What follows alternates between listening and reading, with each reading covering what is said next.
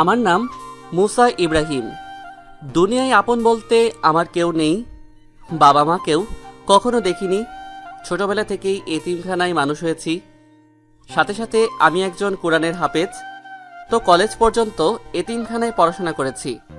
তো একদিন এতিমখানার লোকেরা আমার হাতে 15,000 টাকা দিয়ে বলল চলে যেতে। বুঝতে পারলাম এখন আমার খরচ চালানো তাদের পক্ষে সম্ভব না, নিজের খরচ নিজেকে চালাতে হবে। তো সেই টাকা দিয়ে একটা ভার্সিটিতে ভর্তি হলাম, তারপর একটা বাসা নিলাম। তারপর হাতে দেখি মাত্র 5,000 টাকা আছে। সেই টাকা দিয়ে প্রয়োজনীয় কিছু জিনিস কিনলাম। তারপর বাসায় এসে রান্না করে খেয়ে ঘুমাতে গেলাম। শুয়ে শুয়ে চিন্তা করছি কেমন করে চলবো, যে করি হোক কালকে একটা চাকরি জোগাড় করতেই হবে। এই চিন্তা করতে করতে ঘুমিয়ে গেলাম।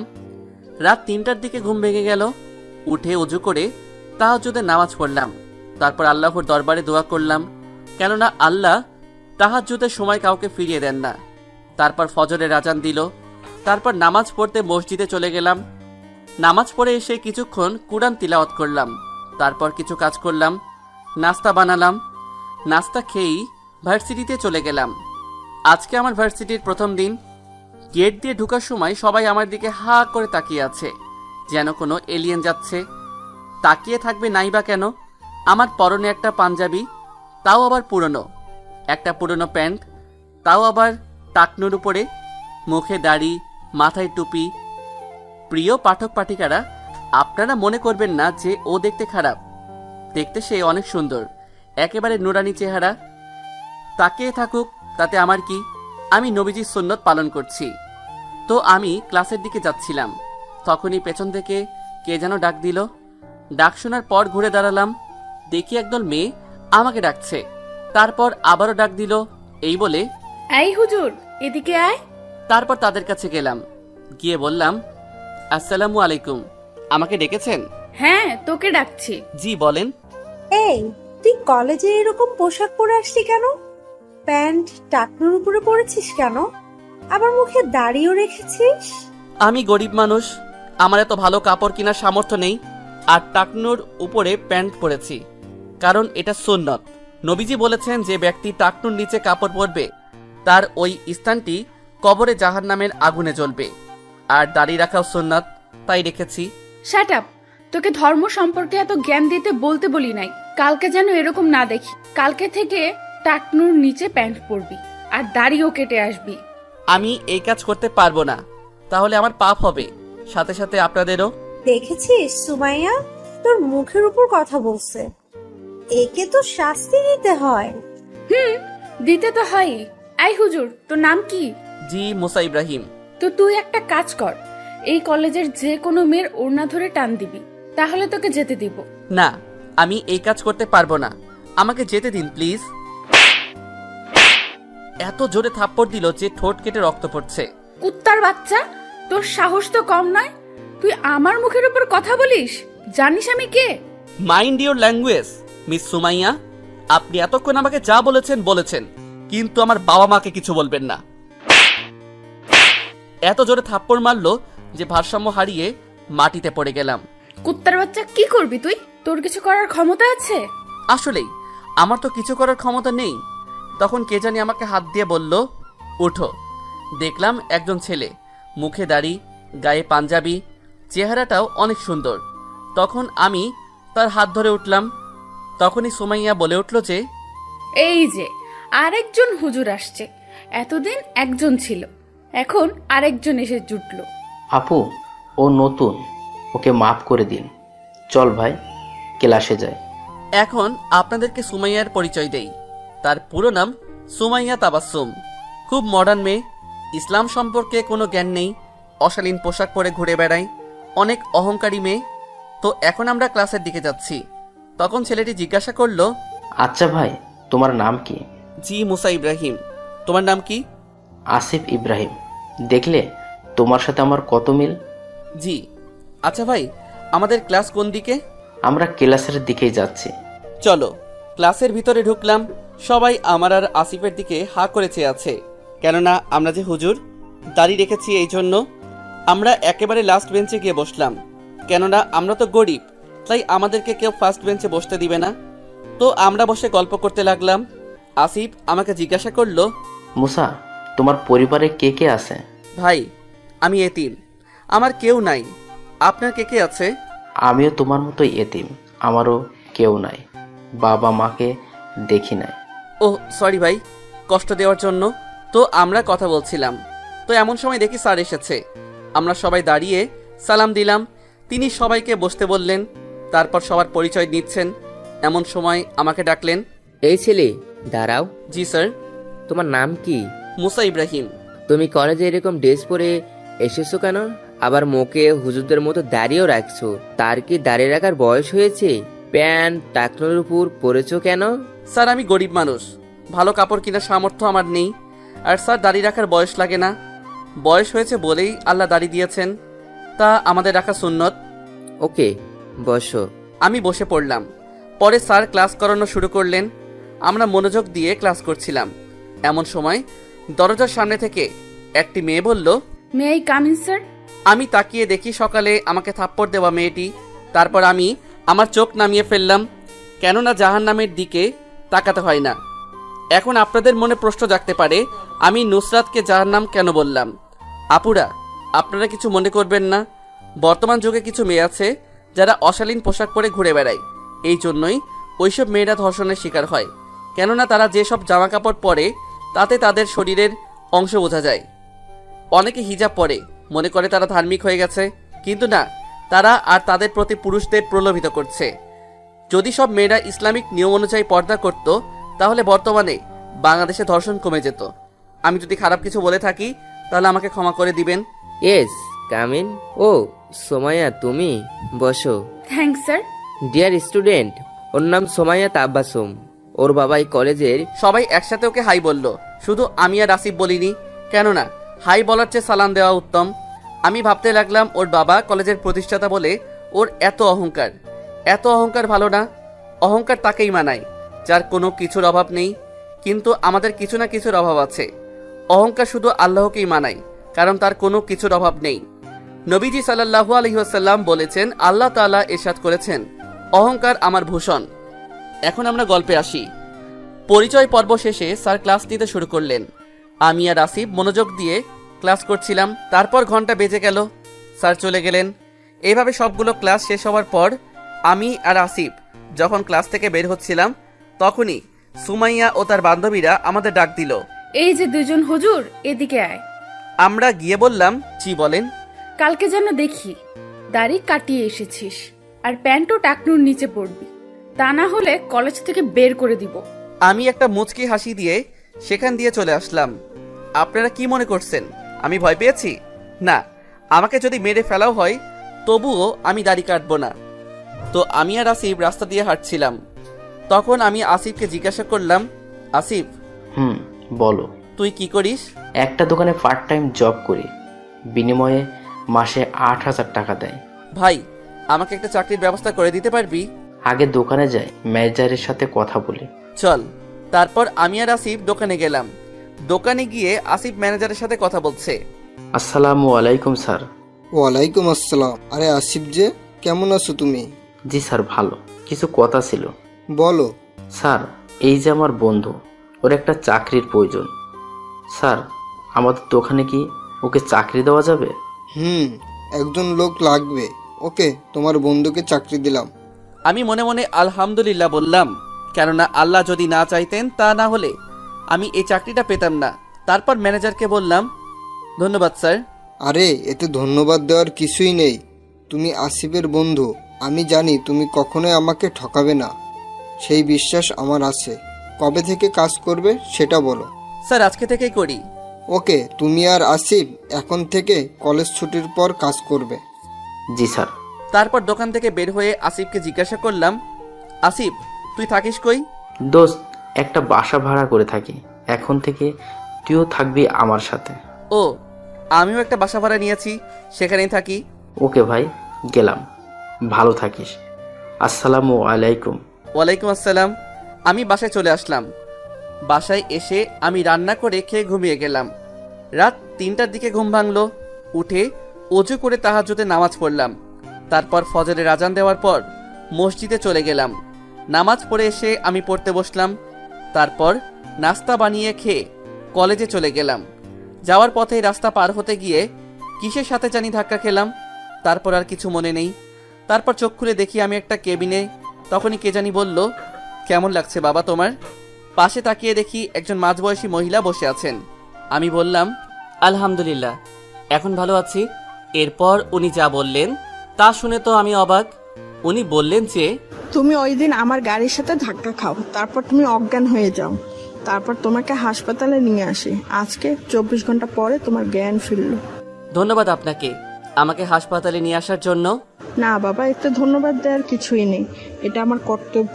তো বাবা, তোমার পরিবারে কে কে আছে? আমি ওনার কথা শুনে আমার চোখ দিয়ে পানি পড়া শুরু করলো। বাবা, তুমি কাঁদছো কেন? আসলে আমার কেউ নেই, আমি এতিম। সরি বাবা। বাবা, তোমার নাম কি? জি, মুসা ইব্রাহিম। কি, মুসা ইব্রাহিম? জি। বাবা, তোমার হাতটা একটু দেখি। তারপর আমি তাকে আমার হাত দেখালাম। তিনি আমার হাতে একটি দাগ দেখার পরেই আমাকে জড়িয়ে ধরে কান্না শুরু করেন। মুসা বাবা, তুই এতদিন কই ছিলি? তোকে কত খুঁজেছি আমরা। আন্টি, আপনি কান্না করছেন কেন? বাবা, আমিই তোর মা। কিন্তু আমার তো বাবা মা নেই, আমি তো এতিম। না বাবা, তুই আমাদের ছেলে। তোকে নিয়ে একদিন শপিং করতে গেছিলাম, তখন তোকে গাড়িতে রেখে গিয়েছিলাম। এসে দেখি তুই গাড়িতে নেই।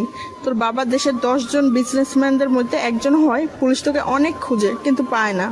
আমি তার কথা শোনার পরে আমার চোখ দিয়ে পানি পড়তে লাগলো। সাথে সাথে আমি তাকে জড়িয়ে ধরে কাঁদতে লাগলাম। মনে মনে আল্লাহর কাছে শুকরিয়া আদায় করলাম আমাকে আমার পরিবারের কাছে ফিরিয়ে দেওয়ার জন্য। আসলেই মায়ের কোলের চেয়ে শ্রেষ্ঠ জায়গা কোথাও নেই। যার মা বাবা আছে তার আর কিছু লাগে না।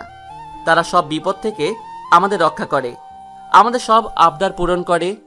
যাক, এখন গল্পে আসি। আম্মু আমাকে বলল, থাক বাবা, আর কাঁদে না। আম্মু এসে গেছে না, আর কাঁদে না। তোকে আর কোথাও যেতে দেব না।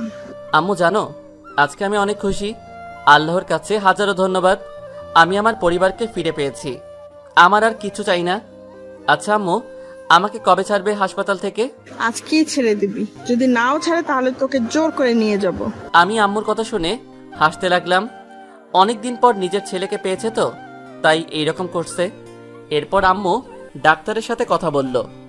ডাক্তার বলল আমি সুস্থ, আমাকে নিয়ে যেতে পারবে। আমি তো অনেক খুশি। আমি বললাম, আম্মু, আমার না অনেক ক্ষুধা লেগেছে। আমার বাবাটার ক্ষুধা লেগেছে, দাঁড়া তোকে খাইয়ে দিচ্ছি। এরপর আম্মু আমাকে খাইয়ে দিলেন। আসলেই আম্মু খাইয়ে দিলে খাবারের স্বাদ দ্বিগুণ হয়ে যায়। খাওয়া শেষে আমাকে হাসপাতাল থেকে রিলিজ করিয়ে নিয়ে একটি গাড়িতে বসালেন। তারপর বললেন, আজকে তোর বাবা তোকে দেখলে অনেক খুশি হবে।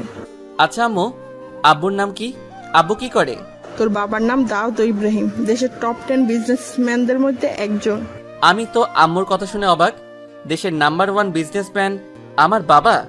তারপর আমি আম্মুকে জিজ্ঞাসা করলাম, আচ্ছা আম্মু, আমাদের পরিবারে আর কে কে আছে? তোর 2 বোন আছে, আর ওদের সন্তানরা আরেকজন ছিল। কে ছিল আম্মু? তোর আরেক ভাই ছিল, তুই হারিয়ে যাওয়ার 3 বছর পর ও জন্ম নেয়। কিন্তু ওকেও আমরা হারিয়ে ফেলি। তোকে এবং ওকে হারানোর শোকে আমরা একেবারে ভেঙে পড়ি।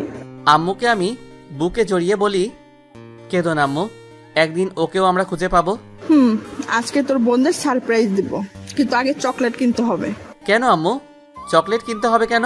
তোর ভাগ্নিরা চকলেট পাগল, বাসা গেলেই তাদের জন্য চকলেট নেওয়া লাগে। আমি আম্মুর কথা শুনে হাসলাম। তারপর সামনে একটি দোকান থেকে চকলেট নিলাম। তারপর গাড়িতে উঠলাম। অনেকক্ষণ পরে গাড়ি একটি বাড়ির সামনে থামলো। সেটাকে বাড়ি বললে ভুল হবে, পুরা একটা রাজপ্রাসাদের মতো বাড়ি। আমি আম্মুকে জিজ্ঞাসা করলাম, আম্মু, এইটা আমাদের বাড়ি? হ্যাঁ বাবা, এইটাই আমাদের বাড়ি, চল ভিতরে যাই। তারপর আমি আর আম্মু ভিতরে গেলাম। ভিতরটা বাহির থেকে আরো সুন্দর। সব আল্লাহর নিয়ামত। আল্লাহ মানুষকে বুদ্ধি দিয়েছে, মানুষ সেই বুদ্ধিকে কাজে লাগিয়ে কত বিশাল বিশাল বিল্ডিং তৈরি করছে, মানুষের জীবনকে সুখময় করে তুলছে।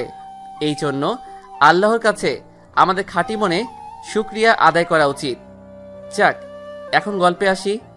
আম্মু বাসার ভিতরে ঢুকেই আমার বোনদের ডাকতে লাগলেন, এই তামান্না, ঐশী, তোরা কোথায়? তোদের জন্য একটা সারপ্রাইজ আছে। তারপর উপরে তাকিয়ে দেখলাম যে 2জন মেয়ে 2টা বাচ্চাকে কোলে নিয়ে নিচে নামছে। এসেই বলল, আম্মু কি সারপ্রাইজ! তারপর আম্মু আমাকে দেখিয়ে বলল, এই যে কে উনি? তোদের হারিয়ে যাওয়া ভাই মুসা ইব্রাহিম। কি ও আমাদের মুসা? আমাদের ছেলে মুছা। এইটা শোনার পর সাথে সাথে তামান্না ঐশী আপু আমাকে জড়িয়ে ধরে কান্না শুরু করে দিল এবং বলতে লাগলো, ভাই তুই এতদিন কই ছিলি ভাই আমার? তোকে আমরা অনেক খুঁজেছি ভাই, জানিস তোকে আমরা কত মিস করেছি। আমি তোমাদের অনেক মিস করেছি। আর তোকে কোথাও যেতে দিব না। এখন আপনাদের আমার পরিবারের পরিচয় দিয়ে দেই। আমার বাবা হলেন দেশের নাম্বার 1 বিজনেসম্যান দাউদ ইব্রাহিম। আমার মায়ের নাম আয়েশা বেগম, তিনি হলেন গৃহিণী। আমার বড় বোনের নাম তামান্না আহমেদ তাহিরা এবং আমার মেজ বোনের নাম ইসরাত জাহান ঐশী। তারা দুইজন এই বাড়িতেই থাকে। আর আমার দোলাভাইরা হলেন আর্মি অফিসার। আর আমার হারিয়ে যাওয়া ভাইয়ের নাম না হলে পরের পাটে বলবো। এখন গল্পে আসা যাক। আমাকে জড়িয়ে ধরে কান্না করছে দেখে আমার ভাগ্নিরা জিজ্ঞাসা করলো, আম্মু আম্মু ওটাতে ইনি তোমার মামা মামুনি, ওটা আমাদের মামা। আসো মামনিরা, মামার কোলে আসো। বলতে দেরি কিন্তু কোলে এসে দুই গালে দুইটা পাপ্পি দিতে দেরি নাই। তারপর আমাকে জিজ্ঞাসা করলো, মাম্মা মাম্মা এতদিন কোথায় দিলে? আমার মামনিদের জন্য চকলেট আনতে গেছিলাম। তাহলে আমাদের চকলেট দাও। তারপর তাদের দুইজনকে চকলেট দিলাম। তারা তো অনেক খুশি। আম্মুকে জিজ্ঞাসা করলাম, আম্মু আব্বু কোথায়, দুলাভাইরা কোথায়? তোর আব্বু বিজনেসম্যানের কাজে মালয়েশিয়া গেছে, আর তোর দুলাভাইরা ক্যান্টনমেন্টে। দাঁড়া, তোর বাবাকে জানিয়ে দেই, তুই ততক্ষণ ফ্রেশ হয়ে আয়। আচ্ছা। তারপর আমি ফ্রেশ হয়ে জোহরের নামাজ পড়ে একটা ঘুম দিলাম। ঘুম থেকে উঠে আসরের নামাজ পড়ে নিচে গেলাম। নিচে গিয়ে দেখি আব্বু বসে আছে। আমাকে দেখে আব্বু সাথে সাথে আমাকে জড়িয়ে কান্না করে দিলেন। বাবা তুই কেমন আছিস বাবা? কই ছিলি এতদিন? আব্বু আলহামদুলিল্লাহ ভালো আছি, তুমি কেমন আছো? এতদিন ভালো ছিলাম না, কিন্তু আমার আব্বুটাকে দেখে অনেক ভালো হয়ে গেছি। শুধু তোর ওই হারিয়ে যাওয়া ভাইটাকে যদি পেতাম। চিন্তা করো না আব্বু, মহান আল্লাহ যদি চান তাহলে ঠিকই আমরা আমার ভাইকে খুঁজে পাবো। তাই যেন হয় বাবা। পিছে তাকিয়ে দেখি আমার দুলাভাইরা দাঁড়িয়ে আছে। আমি তাদের কাছে গিয়ে বললাম, আসসালামু আলাইকুম দুলাভাইরা। ওয়ালাইকুম সালাম। কি শালা বাবু, আমাদের সাথে পরিচিত হবে না? আমরা তো কখন থেকে তোমার জন্য ওয়েট করছি। সরি দুলাভাইরা, আসলে ঘুমিয়ে গেছিলাম তো তাই। এখন আপনাদের আমার দুলাভাইদের পরিচয় দেই। আমার বড় দুলাভাইয়ের নাম মোহাম্মদ আতিফ ইসলাম ও মেজ দুলাভাইয়ের নাম মোহাম্মদ আরিফ ইসলাম। দুইজন আবার আপন ভাই, বাংলাদেশ আর্মিতে মেজর র্যাঙ্কে চাকরি করে। তারা সবাই আর্মির কোয়ার্টারে থাকে। আপুরা বেড়াতে এসেছে বলে তারা এইখানে থাকছে। যাক, এখন গল্পে আসি।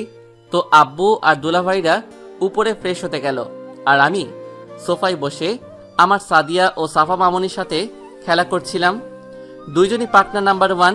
এদের পাকা পাকা কথা শুনে আমার তো হাসতে হাসতে অবস্থা খারাপ। পরে আব্বু আর দুলাভাইরা আসলো এবং তাদের সাথে গল্প করা শুরু করলাম। গল্প করতে করতে মাগরিবের আজান দিয়ে দিল। আমি আব্বু ও দুলাভাইদেরকে বললাম যে উজু করে আসতে, একসাথে নামাজ পড়ব। তারা উজু করে আসলো। আমি আম্মু ও আপুদেরকে বললাম উজু করে আসতে, তোমরাও নামাজ পড়বে। তারাও উজু করতে গেল। বুঝতে পারলাম এরা কেউ নিয়মিত নামাজ পড়ে না। না, আমাকে এদেরকে ইসলামের ছায়াতলে নিয়ে আসতে হবে। আমার আম্মু ও আপুরাও পর্দা করে না, করলেও ডিজিটাল পর্দা। না, আজকে মাগরিবের পরেই এদের সাথে কথা বলবো। তো সবাই আসলো। দুলাভাই একামত দিল, আমি নামাজ পড়ালাম। দেখি আমার সাদিয়া ও সাফা মামনিও নামাজ পড়ছে। আমি যখন সিজদায় যাব তখনই তারা আমার পিঠে উঠে গেল। আমিও তাদেরকে পিঠে নিয়েই নামাজ পড়লাম। আমি এতে বিরক্ত হইনি, কারণ নবীজি সাল্লাল্লাহু আলাইহি ওয়াসাল্লামের প্রিয় দুই দৌহিত্র হাসান ও হুসাইন ও যখন নবীজি সাল্লাল্লাহু আলাইহি ওয়াসাল্লাম মসজিদে নববীতে নামাজ পড়তেন তখন তারা নবীজি সাল্লাল্লাহু আলাইহি ওয়াসাল্লামের পিঠে উঠে যেত। যতক্ষণ না পর্যন্ত তারা নবীজির পিঠ থেকে নামছে ততক্ষণ নবীজি সাল্লাল্লাহু আলাইহি ওয়াসাল্লাম সিজদায় থাকতেন। তখন তারা নেমে যেত, তখন নবীজি সাল্লাল্লাহু আলাইহি ওয়াসাল্লাম সিজদা থেকে উঠতেন। এখন গল্পে আসি।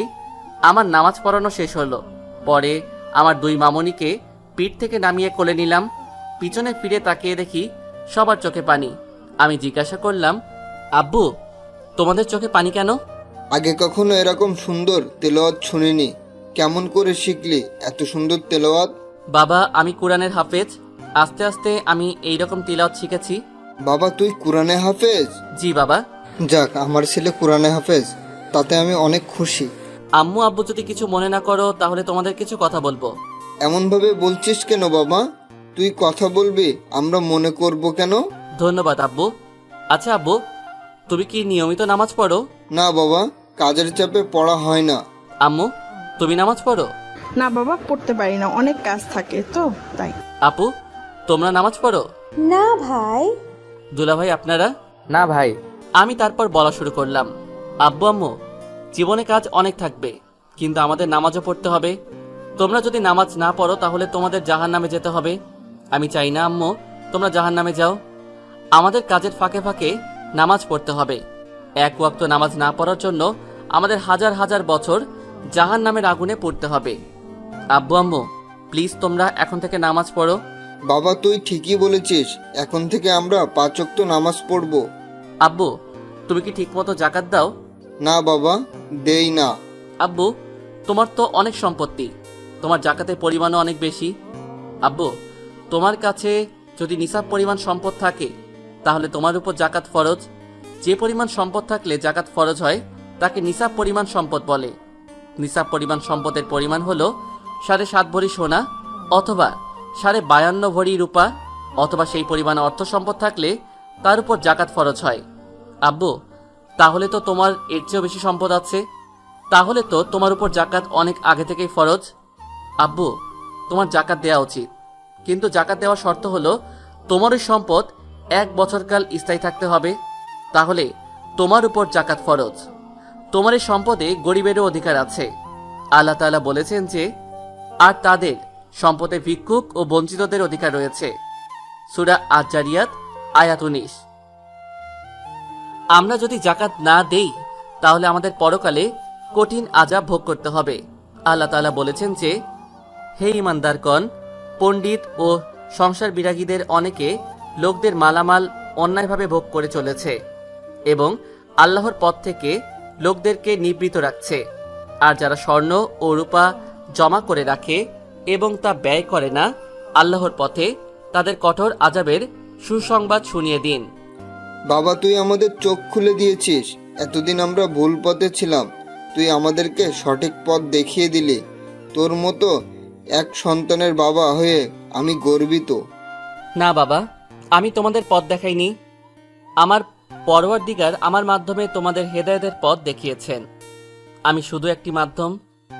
কিন্তু আব্বু, তোমাদের আরও অনেক নিয়ম মানতে হবে। কি কি নিয়ম? তোমাদের ইসলামের মৌলিক নিয়ম মেনে চলতে হবে। ইসলামের 5টি রুকুন পালন করতে হবে। শালীন পোশাক পরতে হবে, দাড়ি রাখতে হবে। তোমরা মনে করো দাড়ি ছাড়া পুরুষদের সুন্দর লাগে, কিন্তু দাড়িতেই পুরুষের আসল সৌন্দর্য। তারপর যেই পোশাক পরো, প্যান্ট থাকবে টাকনুর উপরে। তোমরা মনে করো এতে পুরুষদের খারাপ দেখায়, কিন্তু খ্রিস্টানরাও টাকনুর উপরে প্যান্ট পরে। এমনকি আমেরিকার প্রেসিডেন্ট বারাক ওবামা, বিল ক্লিন্টনেরও টাকনুর উপরে প্যান্ট পরত। এর একটা বৈজ্ঞানিক প্রমাণ আছে।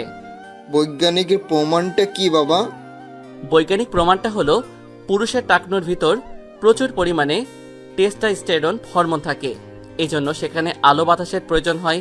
তাই কেউ যদি তা খোলা না রেখে ঢেকে রাখে তাহলে তার যৌনশক্তি কমে যাবে এবং বিভিন্ন রোগে আক্রান্ত হবে।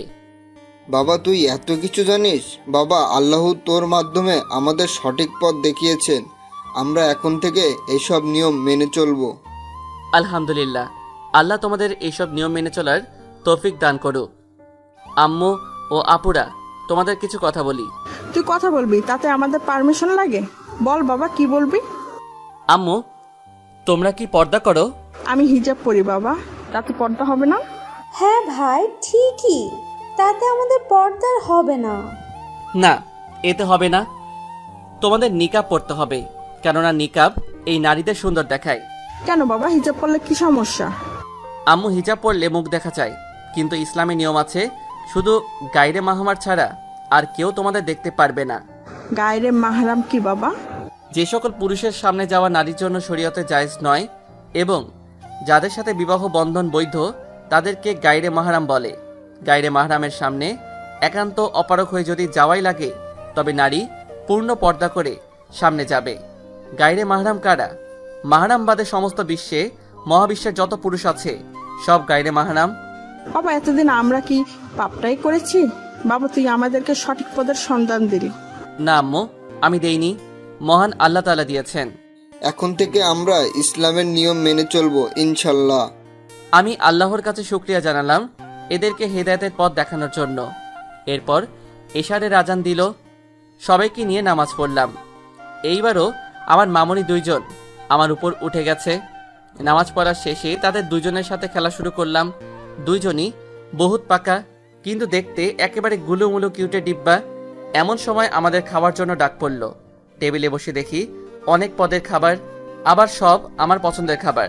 তাই আম্মুকে জিজ্ঞাসা করলাম, আম্মু এত খাবার কার জন্য? আমার আব্বুটার জন্য। এত খাবার খেতে পারবো না, খাবার তো অপচয় হবে। অপচয় করা খারাপ। তোকে আজকে এতগুলো খাবার খেতেই হবে। তাইলে আমাকে খাইয়ে দিতে হবে, না হলে খাবো না। তা তো দিবই, তোকে কতদিন ধরে খাওয়াই না। আমাদের খাইয়ে দেবে না?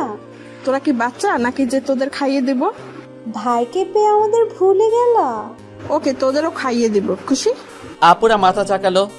আম্মু আমাদের খাইয়ে দিচ্ছে তা দেখে আমার মামনিরা বলল, নানু আমাদেরও খাইয়ে দাও।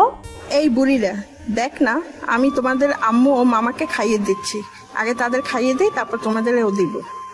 না, আমাদেরও খাইয়ে দিতে হবে। আসো মামনিরা, মামা খাইয়ে দিবে। এই কথা বলতে দেরি, কিন্তু আমার কোলে আসতে দেরি নাই। তারপর তাদের দুজনকে দুইটা পাপ্পি দিয়ে খাইয়ে দিতে শুরু করলাম। আমাদের মামা ভাগ্নিদের কাণ্ড দেখে সবাই হাসছে।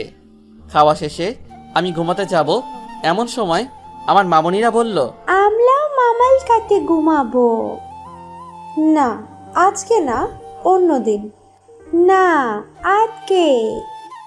আপু থাক না, আজকে ঘুমাক, ছোট মানুষ। আসো আসো মামনিরা, আজকে মামার কাছে ঘুমাবা। এইটা বলার সাথে সাথেই তারা আমার কোলে এসে দুই গালে দুইজন দুইটা পাপ্পি দিল। তারপর তাদেরকে নিয়ে ঘুমাতে গেলাম। গিয়ে বিছানায় শোয়ার সাথে সাথে তারা আমাকে জড়িয়ে ধরল। এমনভাবে জড়িয়ে ধরেছে যে নড়তেও পারছি না। এমনভাবেই আমার মামনি দুজনকে নিয়ে ঘুমিয়ে গেলাম। ফজরের আজান শুনে আমার ঘুম ভাঙল। তারপর আমার দুই মামনিকে সরিয়ে দিয়ে আমি উজু করতে গেলাম। তারপর উজু করা শেষে আমি নিচে গিয়ে সবাইকে ডাকার জন্য আজান দিলাম। আজান শুনে আব্বু আম্মু সহ সবাই নিচে আসলো। এসে দেখে আমি আজান দিচ্ছি। আম্মু আমাকে বলে, বাবা এত সুন্দর আজান কোথায় শিখলি? আম্মু আমি শিখিনি, আমার সৃষ্টিকর্তা আমাকে শিখিয়েছেন। যাও তোমরা উজু করে আসো। তারপর সবাই উজু করতে গেল। তারপর সবাই নামাজ পড়া শুরু করলো। আম্মুরা অন্য রুমে নামাজ পড়তে গেল। নামাজে প্রথম রাকাতে আমি সূরা আর রহমান ও দ্বিতীয় রাকাতে সূরা আল মুজাম্মিল পড়লাম। নামাজ শেষে সবাই দেখি কান্না করছে। আমার তিলাওয়াত শুনে আমিও কান্না করলাম। আব্বু বলল, বাবা তুই এত সুন্দর তেলাওয়াত করিস, তোর তেলাওয়াত শুনে আমরা কান্না করে দিয়েছি। বাবা এইটা আল্লাহ আমাকে দিয়েছেন, এই জন্যই এত সুন্দর তিলাওয়াত করতে পারি। আব্বু তোমার সাথে কথা ছিল। বল বাবা।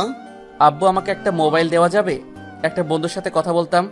আরে এটা এমনভাবে বলার কি আছে, আজকে তোর জন্য একটা মোবাইল নিয়ে আসবো। ধন্যবাদ আব্বু, আজকে আমি একটু যাই। আমি যে বাসায় ভাড়া থাকতাম সেই বাসায় যাব। আমার বই খাতাগুলো আনতে হবে। ওকে বাবা, যাস, আমার গাড়িটা নিয়ে যাস। না বাবা, আমার গাড়ি লাগবে না, এত কিছু আনবো না। আচ্ছা তুই যা বুঝিস বাবা। তারপর আমি রুমে গিয়ে রেডি হয়ে আমার আগের বাসায় গেলাম। গিয়ে সব কিছু নিয়ে আসলাম। বাড়িতে এসে সেগুলো আমার রুমে রাখলাম। তারপর আম্মুর কাছে গিয়ে আম্মুর মোবাইল দিয়ে আসিফকে ফোন দিলাম। আমি বললাম, আসসালামু আলাইকুম। ওয়ালাইকুম আসসালাম, কে বলছেন? আমি মুসা ইব্রাহিম। আরে দোস্ত তুই কোথায়? 2 দিন কলেজেও গেলি না, কাজেও গেলি না, কি হয়েছে তোর? আরে শোন, এত প্রশ্ন করিস কেন? বল। তারপর এখন পর্যন্ত যা যা ঘটেছে তা ওকে বললাম। এটা শুনে তো ও অবাক। ও বলল, আলহামদুলিল্লাহ দোস্ত, আল্লাহ তোর ইচ্ছা কবুল করেছে। জাজাকুল্লাহ খাইরান। আজকে কলেজে আসবি? তুই আসবি। তুই তো এখন আমাকে আর পাত্তা দিবি না, তুই তো এখন অনেক বড় লোকের ছেলে। ধুর, কি যে বলিস তুই। আমি তোকে কেন পাত্তা দিব না? তুই তো আমার বন্ধু। আর আমি বড়লোক হয়েছি তো কি হয়েছে? আমি আজকে কলেজে সিম্পলভাবেই আসবো, আগের মতোই থাকবো। যে আমার এই সিম্পল রূপ দেখে বন্ধুত্ব করবে সেই আসল বন্ধু। তো বন্ধু রাখি, কলেজে দেখা হচ্ছে ইনশাআল্লাহ। আসসালামু আলাইকুম। ওয়ালাইকুম আসসালাম। তারপর আমি মোবাইল রেখে দিলাম। পিছনে তাকিয়ে দেখি আম্মু দাঁড়িয়ে আছে। আম্মু আমাকে জিজ্ঞাসা করলো, বাবা তুই আজকে কলেজে যাবি? জি আম্মু, কলেজে যাব। কেন, কোনো কাজ আছে? না বাবা, এমনি। কার সাথে কথা বলছিলে এতক্ষণ? আমার এক বন্ধুর সাথে আম্মু। ওর নাম কি বাবা? আসিফ ইব্রাহিম। কি আসিফ ইব্রাহিম? জি আম্মু। তোমার আবার কি হলো? না বাবা, কিছু না। তুই আজকে তোর বন্ধুকে আমাদের বাড়িতে নিয়ে আসিস, বলিস আমি ওকে ডেকেছি। আচ্ছা, ওর কে আছে? আম্মু, ওই এতিম, আমার মতোই কোরআনের হাফেজ। ও আচ্ছা বাবা। ওকে আম্মু, তাহলে আমি রেডি হতে গেলাম। ওকে বাবা, আজকে ভালো কিছু পরে যা। না আম্মু, আমি এই সুন্নতি পোশাক পরবো। আর আমি কলেজে সিম্পল ভাবে যাব, যাতে করে কেউ চিনতে না পারে। কেন বাবা, তোকে চিনলে কি হবে? আম্মু, আমি আমার বাবার পরিচয়ে পরিচিত হতে চাই না, আমি নিজের পরিচয়ে পরিচিত হতে চাই। তোর যদি কিছু হয় বাবা, 2 জন বডিগার্ড তুই নিয়ে যা। না আম্মু, আল্লাহ থাকতে আমার ইনশাল্লাহ কিছুই হবে না। আর কার ক্ষমতা আছে যে তোমার ছেলের কিছু করবে? একমাত্র আল্লাহ ছাড়া। আসলে বাবা, তোর মতো ছেলে পেয়ে আমি গর্বিত। আমার জন্য দোয়া করো, আমি যেন ভালো মতো পড়াশোনা করতে পারি, দেশের মুখ উজ্জ্বল করতে পারি। আমি তো সবসময় আমার বাবাটার জন্য দোয়া করি। তারপর আমি আমার রুমে এসে গোসল করতে ঢুকি। তারপর গোসল শেষে বের হয়ে রেডি হচ্ছি, এমন সময় আমার 2 মামনি আমার কাছে আসলো এবং বলল, মামা, মামা, মামনিরা বলো। কোথায় যাচ্ছো? কলেজে যাচ্ছি পড়াশোনা করতে। পড়াশোনা করতে যাচ্ছো? মামনিরা। মামা, আমাদের জন্য চকলেট আনবে তো? আনবো তো, যদি তোমরা গুড গার্ল হয়ে থাকো। আমরা তো গুড গার্ল, তাই না রে সাদিয়া? আমার 2 মামনি গুড গার্ল। যাও, তোমাদের 2 জনের জন্য চকলেট আনবো। থ্যাংক ইউ মামা। থ্যাংক ইউ বলতে হয় না মামনি, বলতে হয় জাজাকাল্লাহ খাইরান। কি? কিছু না মামনি, আগে বড় হও, তারপর বুঝবে। ওকে মামা। তারপর 2 জনকে কোলে নিয়ে নিচে গেলাম। তারপর তাদের 2 জনকে কোল থেকে নামিয়ে আম্মুর কাছে গেলাম। বললাম, আম্মু দোয়া করো। তোকে তো আমি সব সময় দোয়া করি। আসি আম্মু, আসসালামু আলাইকুম। ওয়ালাইকুম আসসালাম বাবা, সাবধানে যাস। তারপর আমি বাসা থেকে বের হয়ে একটা রিক্সা নিলাম। কি ভাবছেন যে আমি আমার বাবার এত টাকা গাড়ি থাকা সত্ত্বেও রিক্সা নিলাম কেন? কেননা আমি সিম্পলভাবে চলতে পছন্দ করি। আর আপনারা ভাববেন আমি শার্ট প্যান্ট পরলাম না কেন? পরবো, কিন্তু এখন না, এখন এই সিম্পলভাবেই চলবো। তো আপনাদের সাথে কথা বলতে বলতে কলেজে চলে এলাম। দেখি আসিফ দাঁড়িয়ে আছে, মনে হয় আমার জন্য ওয়েট করছিল। আমি ওর কাছে গিয়ে বললাম, আসসালামু আলাইকুম দোস্ত। ওয়ালাইকুম আসসালাম। কেমন আছিস দোস্ত? আলহামদুলিল্লাহ ভালো আছি, তুই কেমন আছিস? আলহামদুলিল্লাহ ভালো। তো চল দোস্ত, ক্লাসে যাই। চল। তারপর আমি আর আসিফ কথা বলতে বলতে ক্লাসে যাচ্ছিলাম। দেখি সুমাইয়ারা দাঁড়িয়ে আছে, তাই সেদিকে খেয়াল না করে চলে আসছিলাম। এমন সময় ওরা আমাকে ডাক দিল। এই যে হুজুরেরা, আপনারা একটু আসেন। তারপর আমরা তাদের কাছে গেলাম। গিয়ে আমি বললাম, আমাদের ডাকছিলেন? হ্যাঁ, তোকেই ডাকছিলাম। এতদিন আসিসনি কেন কলেজে? অসুস্থ ছিলাম, তাই আসতে পারিনি। ও, তোকে না বলেছিলাম যে এরকম ভাবে কলেজে না আসতে? তুই আবার এরকম ভাবে এসেছিস। আর তোকে না বলেছিলাম যে দাড়ি কেটে আসতে? আসিসনি কেন? জি, আমি তো বললাম যে আমি গরিব মানুষ, আর আমি যদি দাড়ি কাটি তাহলে আমার পাপ হবে, আর আমি জেনে শুনে পাপ করতে পারবো না। এই, তুই আবার জ্ঞান দিচ্ছিস আমাকে? এই বয়সে কেউ দাড়ি রাখে? দাড়ি রাখার বয়স যদি না হতো তাহলে আল্লাহ দাড়ি দিত না। এখন আপনারা ভাবছেন এই লিয়াকে, ওর পুরো নাম যারা ওয়াসিম লিয়া, বড়লোক বাবার অহংকারী মেয়ে, আমাদের আসিফের নায়িকা। গল্পের সাথে থাকুন, সব জানতে পারবেন। তো সুমাইয়া বলল, এই, তোর পাঞ্জাবি খোল, খুলে আমার জুতা মুছে দে। না, আমি এই কাজ করতে পারবো না। আমি একমাত্র আল্লাহ ছাড়া কারো কাছে মাথা নত করতে পারবো না। কি বললি তুই? পারবি না? কে পারতেই হবে। আয়, আমাদের জুতা মুছে দে, না হলে তোকে কলেজ থেকে বের করে দিব। আপনি আমাকে মেরে ফেললেও আমি আপনার জুতা মুছবো না। এইবার এত জোরে থাপ্পড় মারলো যে আমি মাটিতে পড়ে গেলাম। আসিফ আমাকে উঠিয়ে ওদেরকে বলল, ওকে মাফ করে দেন, ও বুঝতে পারে নাই। তারপর আমি আর আসিফ একসাথে ক্লাসে যাচ্ছিলাম। তো আসিফ বলল, দোস্ত, তুই তো অনেক বড় লোক, তোর বাবার তো অনেক ক্ষমতা, তুই ওদেরকে ছেড়ে দিলি? হ্যাঁ দোস্ত, আমি ওদের মাফ করে দিয়েছি। ওরা এখন অবুঝ, একদিন ঠিকই বুঝবে। আর ক্ষমা করলে তো আল্লাহ তাআলা খুশি হন।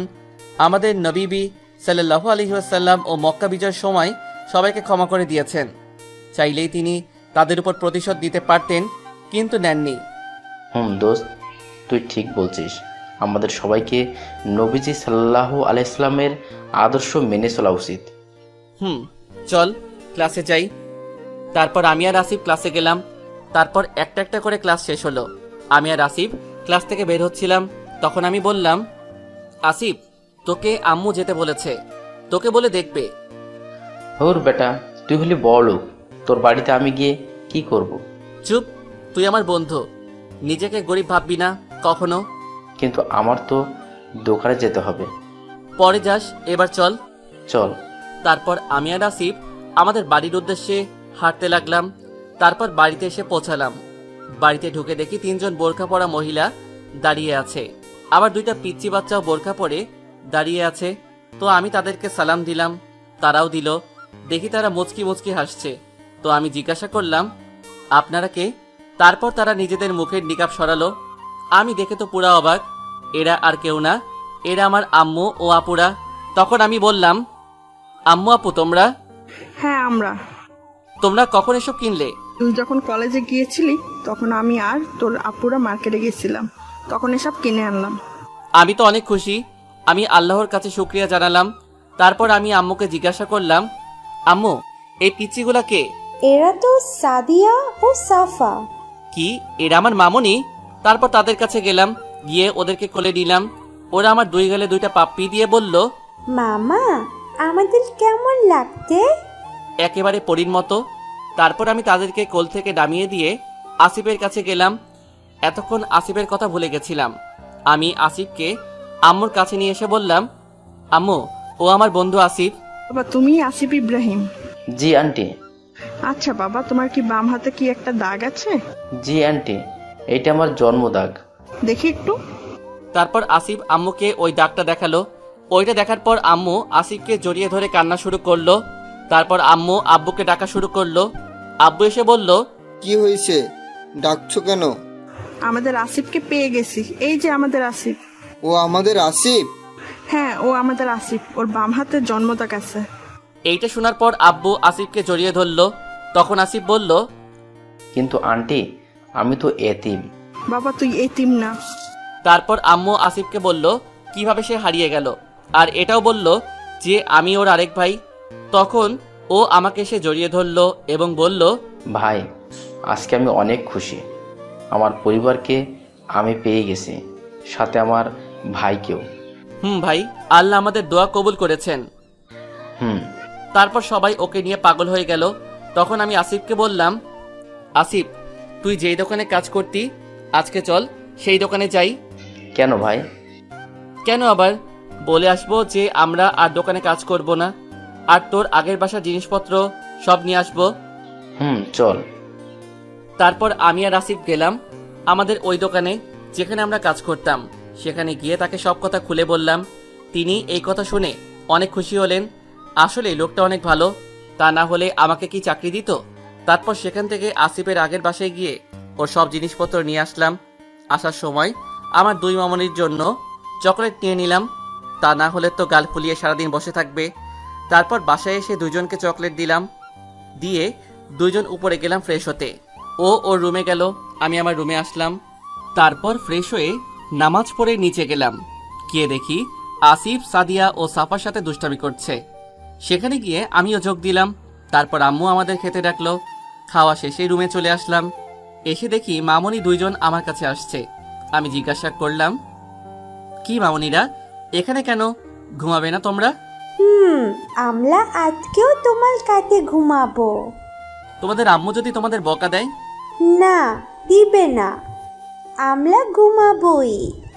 ওকে আসো। তারপর দুইজন আমার কোলে এসে ঘুমিয়ে গেল। এমনি কিউটে ডিব্বা, তারপর ঘুমালে এই দুজনকে আরও কিউট লাগে। তারপর আমিও ঘুমিয়ে গেলাম। রাত 3টায় ঘুম ভাঙল। উঠে অজু করে এসে সবাইকে ডাকতে গেলাম। বের হয়ে দেখি আসিফও রুম থেকে বের হয়েছে। আমি জিজ্ঞাসা করলাম, কিরে ঘুম ভাঙলো? তাহাজ্জুদ পড়ব। আগে সবাইকে ডেকে নেই। চল। তারপর আমি আর আসিফ সবাইকে ডাকতে গেলাম। সবাইকে উঠিয়ে আমরা দুইজন নিচে আসলাম। তারপর সবাই উজু করে তাহাজ্জুদের নামাজ পড়ে নিচে আসলো। তারপর ফজরের আজান দেওয়ার পরে ফজরের নামাজ পড়া শেষ করলাম।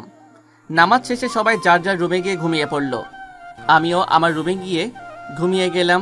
সকাল 7টার দিকে উঠে একটু পড়লাম। তারপর নাস্তা করে আমি আর আসিফ কলেজে চলে গেলাম। এইভাবেই আমাদের দিন যাচ্ছে। প্রতিদিনই সুমাইয়া ও তার বান্ধবীরা আমাকে অপমান করে, কিন্তু আমি কিছু বলি না। কেননা কষ্ট যেহেতু আছে, সুখও আছে। আর আল্লাহ তাআলা বলেছেন, অর্থ কষ্টের সাথে স্বস্তি রয়েছে, নিশ্চয়ই কষ্টের সাথে স্বস্তি রয়েছে। তাই সেই সুখের জন্যই আমি অপেক্ষা করছি। কিন্তু আল্লাহ যে সেই সুখ আমাকে এত তাড়াতাড়ি দেখা যাবে সেইটা আমি ভাবতে পারিনি। আল্লাহ চাইলে সবই পারেন। তো একদিন আমি আর আসিফ কলেজ থেকে হেঁটে বাড়ি ফিরছিলাম। তখন আমরা শুনতে পাই কারা যেন চিৎকার করছে, যেন দুইজন মেয়ে চিৎকার করছে। তারপর আমরা দুইজন ওই জায়গার কাছে গেলাম। গিয়ে দেখি কয়েকজন ছেলে দুইটা মেয়েকে ধর্ষণের চেষ্টা করছে। তারা সংখ্যায় 9 জন হবে। আমার এইটা দেখে মাথা গরম হয়ে গেল। তাও আমি মাথা ঠান্ডা রেখে বললাম, ভাই ওনাদেরকে ছেড়ে দিন। তাদের মধ্যে থেকে একজন বলল, এই যে তোদের সমস্যা কি? তোদের এখানে তো কোনো কাজ নেই, তোরা এখান থেকে চলে যা, না হলে তোদের আমরা মেরে ফেলবো। আপনারা এখানে দুইজন মেয়েকে ধর্ষণ করবেন আর আমরা কিছু বলবো না, তা তো হতে পারে না। কি করবি রে তোরা? কোত বেশি কথা না বলে ভাগ এখান থেকে, না হলে তোরা দুইজনও বেঁচে ফিরতে পারবি না। এইবার আমার আর আসিফের মাথা অনেক গরম হয়ে গেছে। এতক্ষণ আমাদের যা বলছিল কিছু বলিনি, কিন্তু এইবার ওরা আমার বাবা মাকে নিয়ে কথা বলছে। এইবার আমি বললাম, আর কিছু না ভেবে বললাম, শেষবারের মতো বলছি, ছেড়ে দে এনাদেরকে। না গেলে কি করবি? এই যা, এদেরকে ধর। তারপর 4 জন লোক আমাকে আর আসিফকে ধরতে আসলো। এসে আমাদেরকে ধরতে যাবে, সাথে সাথে আমি একজনের তলপেটে একটা ঘুষি মারলাম। সে মাটিতে পড়ে গেল। আমার এইরকম মাইর দেখে অন্যরাও মারতে আসলো। আমি পাশে থাকা একটি লাঠি নিয়ে ওদেরকে মারতে লাগলাম।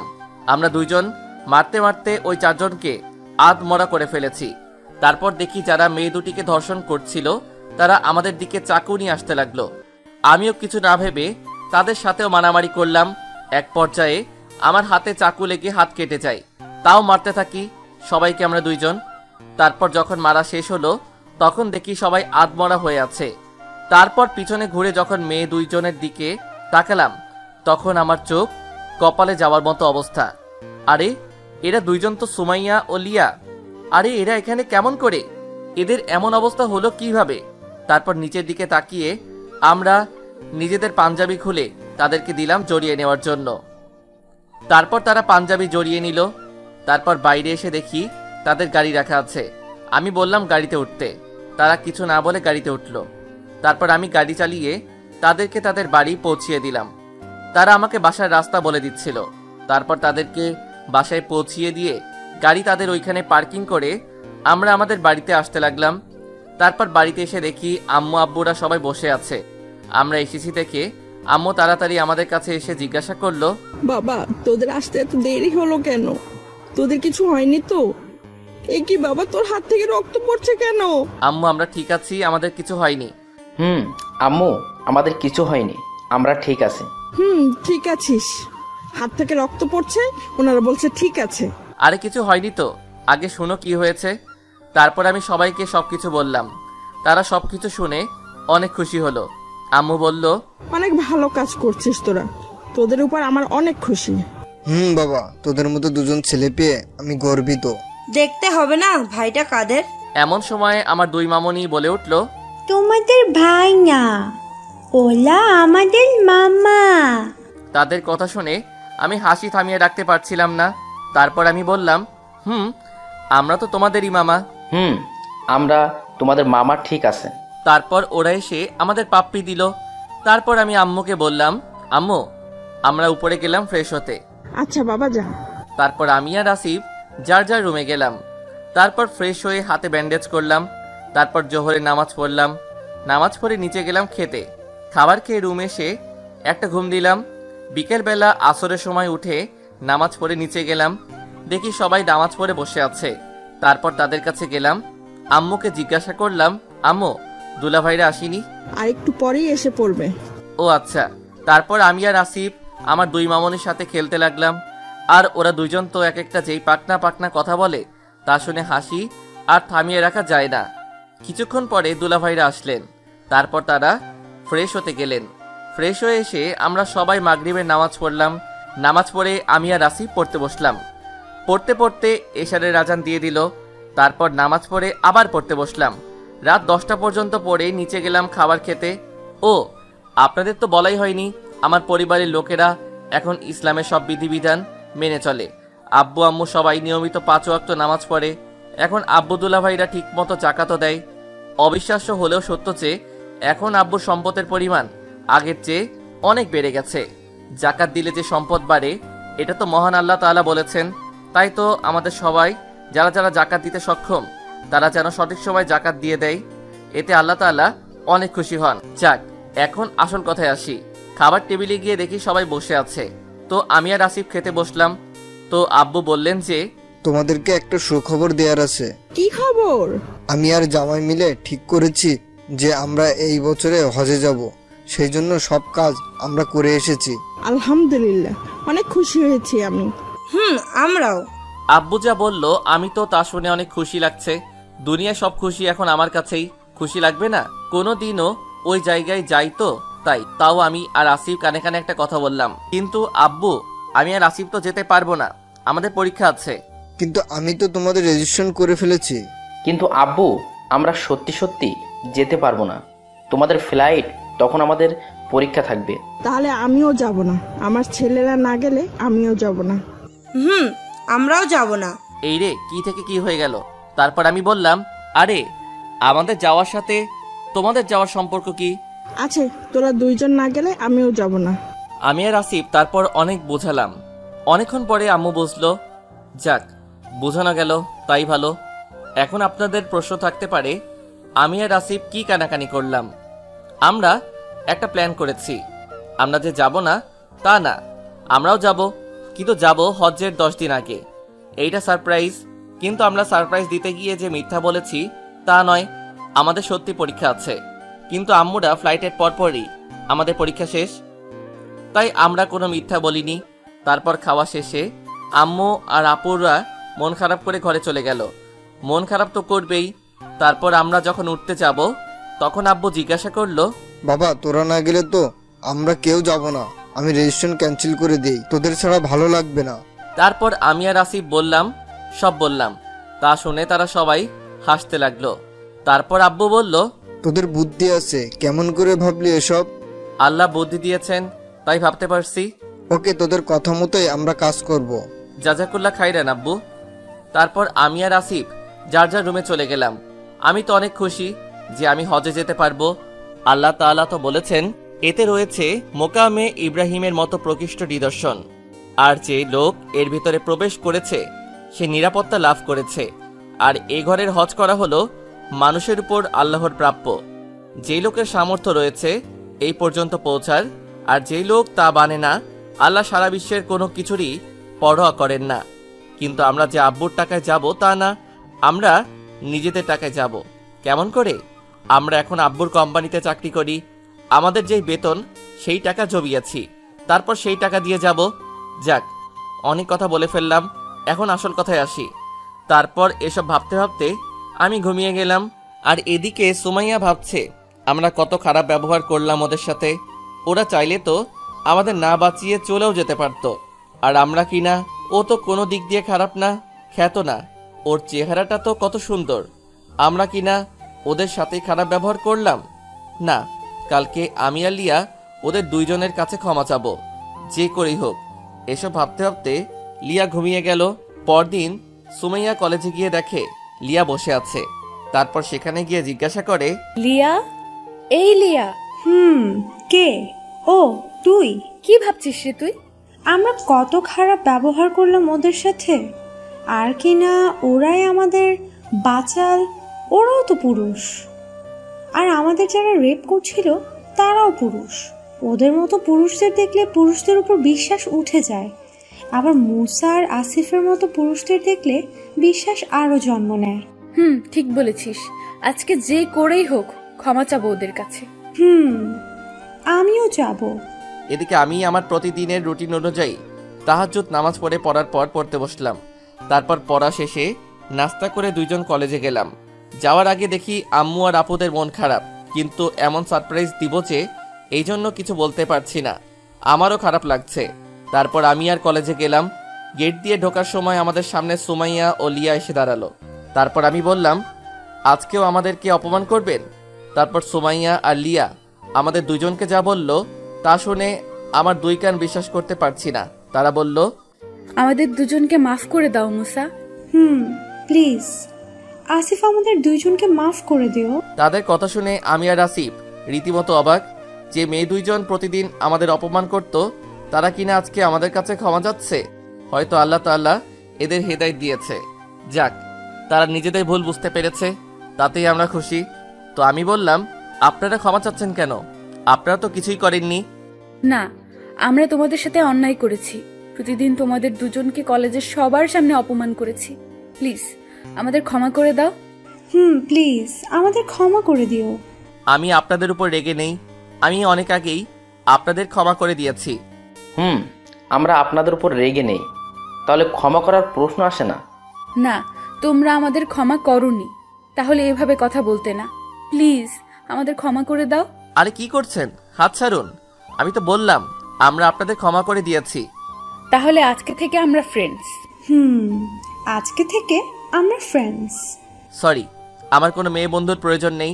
আর বিয়ের আগে কোনো মেয়ের সাথে মেলামেশা করা ইসলামে জায়েজ না, তাই আমরা আপনাদের সাথে ফ্রেন্ডশিপ করতে পারবো না। কিন্তু কেন?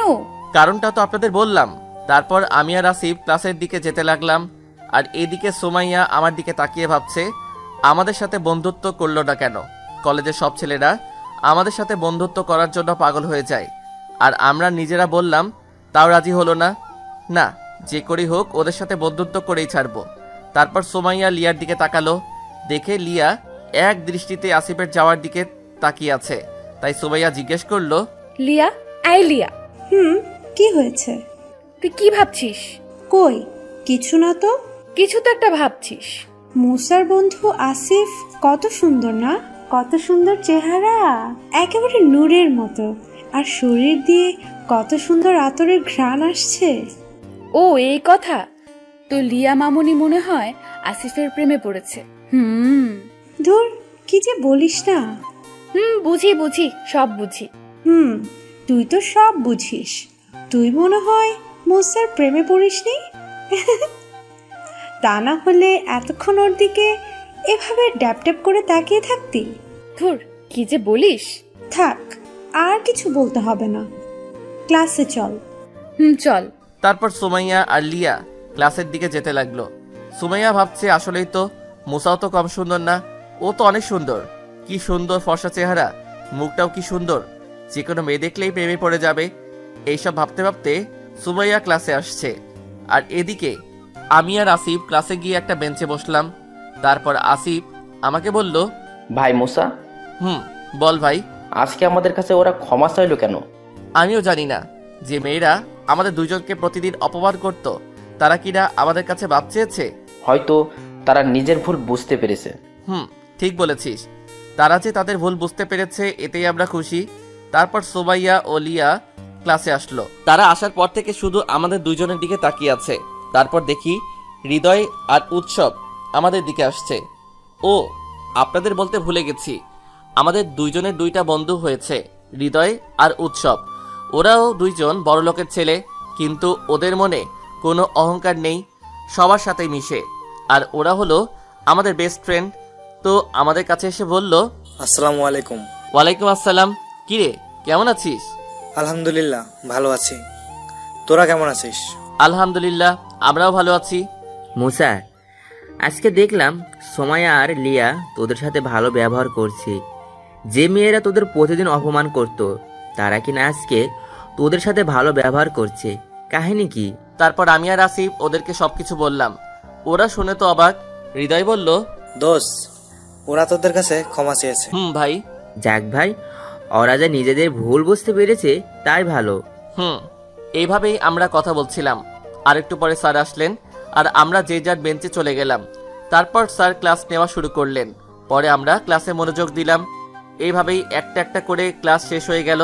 যখন আমরা দুইজন বের হতে যাব, এমন সময় সুমাইয়া ও লিয়া আমাদের সামনে এসে পথ আগলে দাঁড়ালো। আমি বললাম, কি হলো, আমাদের পথ আটকিয়েছেন কেন? সরুন। সরতে পারি যদি তোমরা আমাদের সাথে বন্ধুত্ব করো। বললাম তো, আমরা আপনাদের সাথে বন্ধুত্ব করতে পারবো না। জানো, কলেজের সব ছেলেরা আমাদের সাথে বন্ধুত্ব করার জন্য পাগল, আর আমরা নিজেরা তোমাদের কাছে আসলাম বন্ধুত্ব করতে, তাও তোমরা না করে দিচ্ছ। সবাই পাগল হলেও আমরা পাগল না। এখন সরেন, আমাদের কাজ আছে। এই বলে আমি আর আসিফ পাশ কাটিয়ে চলে এলাম। এদিকে সুমাইয়া বলছে, তোমাদের সাথে তো বন্ধুত্ব করেই ছাড়বো, যে করেই হোক। করবই। এই বলে তারা অন্যদিকে যেতে লাগলো। আর আমি আর আসিফ বাসায় চলে আসলাম। বাসায় এসে দেখি আম্মু আর আপুদের মন খারাপ। আমারও খারাপ লাগছে, কিন্তু কিছু করার নেই। তাই আম্মুকে বললাম, আসসালামু আলাইকুম আম্মু। ওয়ালাইকুম আসসালাম। তোরা এসেছিস বাবা? যা গিয়ে ফ্রেশ হয়ে নে। তারপর আমি আর আসিফ রুমে চলে আসলাম। আমি রুমে এসে ফ্রেশ হয়ে নামাজ পড়লাম। নামাজ পড়ে নিচে খেতে গেলাম। নিচে গিয়ে দেখি আসিফ টেবিলে বসে আছে। তারপর আমি টেবিলে বসলাম। তারপর আম্মু আমাদের খাবার দিল। আমি বললাম, আম্মু আপু, তোমাদের মন খারাপ কেন? মন খারাপ হবে না? আমরা হজে যাব, আর তোরা যাবি না? আম্মু, আমাদের পরীক্ষা আছে, না থাকলে ঠিকই যেতাম, চিন্তা করো না। পরে আবার ইনশাল্লাহ আমরা সবাই একসাথে যাব। তারপর আমি আর আসিফ খাওয়া শেষ করে রুমে চলে আসলাম। এসে পড়তে বসলাম। পড়তে পড়তে আসরের আজান দিয়ে দিল। নামাজ পড়লাম। নামাজ শেষে আবার পড়তে বসলাম। তারপর পড়া শেষে নিচে গেলাম। নিচে গিয়ে দেখি আব্বুরা এসে পড়েছে। তারপর আমি গিয়ে আব্বুকে বললাম, আব্বু, সব ব্যবস্থা করেছো? বাবা, সব শেষ। আমাদের ফ্লাইট 10 দিন পরে, অর্থাৎ হজের 10 দিন আগে তোমাদের ফ্লাইট। আলহামদুলিল্লাহ, যাক, সব কাজ ঠিক মতো হয়েছে। তারপর আরো কিছুক্ষণ কথা বললাম। তারপর মাগরিবের আজান দিল। সবাইকে নিয়ে নামাজ পড়ে রুমে চলে আসলাম। এসে পড়তে বসলাম। সামনে পরীক্ষা তো, তাই বেশি করে পড়ছি। তারপর পড়া শেষে নামাজ পড়ে খেয়ে ঘুমিয়ে গেলাম। তারপর রাত 3টায় ঘুম থেকে উঠে তাহাজ্জুদ পড়ে কিছুক্ষণ কুরআন তিলাওয়াত করলাম। তারপর ফজরের আজান দিল। নামাজ পড়ে পড়তে বসলাম। পড়া শেষে নাস্তা করে দুইজন কলেজে গেলাম। এইভাবেই আমাদের দিন কাটতে লাগলো। প্রতিদিনই ওরা দুইজন আমাদের বিরক্ত করে, আর আমরা সহ্য করি। তারপর আমাদের পরীক্ষার সময় চলে এলো। তাই আমরা দুইজন চিন্তা করলাম যে এই কয়েকদিন বাড়িতে বসে পড়ব। তাই আমরা দুইজন পরীক্ষার আগে কয়েকদিন ভার্সিটিতে না গিয়ে বাসায় বসে পড়াশোনা করলাম। এদিকে এই কয়েকদিন ভার্সিটিতে যাই না বলে সুমাইয়া ও লিয়া তো চিন্তায় শেষ। ওরা মনে করছে যে আমরা আর ভার্সিটিতে আসবো না। সবাই ওদেরকে দোষারোপ করছে। সুমাইয়া ভাবছে, কি করলাম আমি এটা? ও যদি আর না আসে তাহলে আমি নিজেকে ক্ষমা করতে পারবো না। এদিকে লিয়াও একই কথা ভাবছে। এভাবেই পরীক্ষার দিন চলে আসলো। সুমাইয়া আর লিয়া দরজার দিকে তাকিয়ে আছে, যদি ওরা আসে। এইভাবেই তারা তাকিয়ে রইল। কিছুক্ষণ পরে আমি আর আসিফ এসে পড়লাম।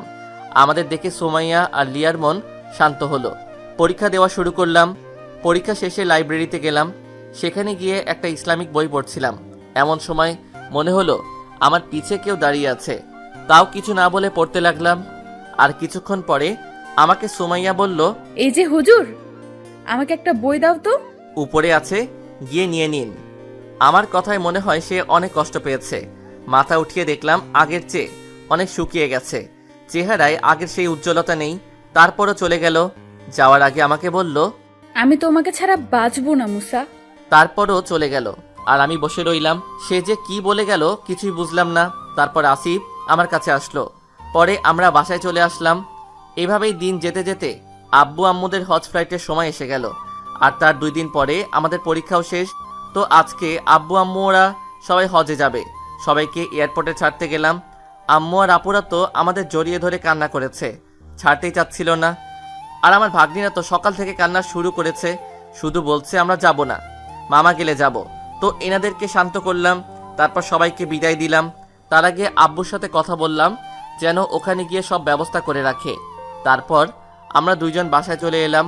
এভাবে আমাদের আর 2টা পরীক্ষা ছিল, তাও শেষ হয়ে গেল। আলহামদুলিল্লাহ সব পরীক্ষাই অনেক ভালো হয়েছে। তারপর কলেজ 15 দিন বন্ধ দিল। আমরা ওইখানে থাকবো 25 দিন, তাই আরো 15 দিন ছুটি নিলাম। এইভাবে দিন যেতে যেতে আমাদের হজে যাওয়ার দিন চলে আসলো। তারপর আমরা এয়ারপোর্টে গিয়ে সকল ফর্মালিটিস শেষ করে ট্রেনে উঠলাম। এইভাবে 6 ঘন্টা জার্নি করে আমরা জেদ্দা ইন্টারন্যাশনাল এয়ারপোর্টে পৌঁছালাম। ওটাই হলো পৃথিবীর সবচেয়ে বড় বিমানবন্দর। ওইখানে হাজিদের জন্য আলাদা টার্মিনাল আছে, ওটা শুধু হজের সময় খোলে। তো আমরা এখানেরও সকল ফর্মালিটিস পূরণ করে বাইরে এসে একটা ট্যাক্সি নিলাম। গন্তব্য মক্কা। প্রথমেই ওখানে গিয়ে উমরা করব। এখন আপনারা ভাবতে পারেন আমার বাবার এত টাকা, তাও আমরা 2জন ট্যাক্সি নিলাম কেন? আমাদের জন্য তো গাড়ি আসার কথা। হ্যাঁ, কথা ছিল ঠিকই, কিন্তু আমরা না করে দিয়েছি। আমাদের 2জনের সিম্পলভাবে চলতেই ভালো লাগে। তো আমরা 4 ঘন্টা পর মক্কাতে এসে পৌঁছালাম। তো ট্যাক্সি থামলো মিশফালা রোডে, ইব্রাহিম খালিলুল্লাহ ব্রিজের সামনে। তো সেখান থেকে আমাদের হোটেলে হেঁটে যেতে হয়। হোটেল বেশি দূরে না, ব্রিজের পরে 2টা রোড আছে। একটা হলো আল হিজরা রোড, আরেকটা দিকে হলো আন্ডারগ্রাউন্ড। সেই আন্ডারগ্রাউন্ড পার হলেই জমজম ক্লক টাওয়ার আছে, সেখানে আমাদের হোটেল। তো আমরা আমাদের ব্যাগ নিয়ে হোটেলের দিকে হাঁটতে লাগলাম। কিছুক্ষণ পরেই আমরা 2জন আমাদের হোটেল জমজম পুলম্যান মক্কাতে আসলাম। এসে আমাদের পরিচয় দিয়ে আমাদের রুমের চাবি নিলাম। সেখানে গিয়ে নিজেদের ব্যাগ রেখে আব্বুদের রুমে গেলাম। ও আপনাদেরকে বলে রাখি, ওইখানে পুরুষ ও মহিলাদের রুম আলাদা। একই রুমে শুধু স্বামী স্ত্রী থাকতে পারবে। এখানে তো সবাই আছে, তাই আলাদা রুমের ব্যবস্থা করা হয়েছে। তো আব্বুদের রুমে গিয়ে বললাম, আসসালামু আলাইকুম। ওয়ালাইকুম আসসালাম। এসে গেছিস তোরা? আব্বু। আচ্ছা আব্বু, আম্মুরা কোথায়? আমাদের পাশের রুমে। এখন যাবি? না আব্বু, আজকে বিকালে সারপ্রাইজ দিব। ওকে, এখন কি করবি? এখন আমরা 2জন উমরা করব। উমরা করার পরে অন্য কাজ। ওকে, যা, সাবধানে যাবি। তারপর আমি আর আসিফ হোটেল থেকে নেমে কাবা শরীফের দিকে গেলাম। সেখানে গিয়ে দেখি অনেক মানুষ, হজের মাস তো, তাই অনেক ভিড় থাকে। তো আমরা 2জন কাবা শরীফের সামনে গিয়ে হাজরে আসওয়াদকে সামনে রেখে তাওয়াফ শুরু করলাম। তাওয়াফে 7টা চক্কর দিতে হয়। প্রতি চক্করে হাজরে আসওয়াদকে চুম্বন করতে হয়। হজের সময় হাজরে আসওয়াদের সামনে অনেক ভিড় থাকে, তাই ইশারায় চুম্বন করলে কোনো সমস্যা হবে না। এইভাবে তাওয়াফ শেষে মাকামে ইব্রাহিমকে সামনে রেখে 2 রাকাত নামাজ পড়লাম। তারপর জমজম পানি খেয়ে সাফা মারওয়া পাহাড়ের দিকে গেলাম সাই করতে। সাইও 7 বার। এখানে শুধু 2 পাহাড়ের মধ্যবর্তী স্থানে সবুজ বাতি জ্বালানো আছে, সেখানে পুরুষ হাজিদের দৌড়াতে হয়। তারপর আমরা 2জন সাই করা শেষে চুল ছেটে হোটেলে এসে পড়লাম। তারপর ফ্রেশ হয়ে দিলাম এক ঘুমে আসরের সময় উঠে 2জন গেলাম কাবা শরীফে নামাজ পড়তে। নামাজ শেষে হোটেলে আব্বুর রুমে গেলাম। তারপর সেখানে গিয়ে বললাম, আব্বু আম্মুরা রুমে আছে। আছে, যা তোরা সারপ্রাইজ দিয়ে আয়। তারপর আমি আর আসিফ আম্মুদের রুমে দরজার বাহিরে দাঁড়ালাম।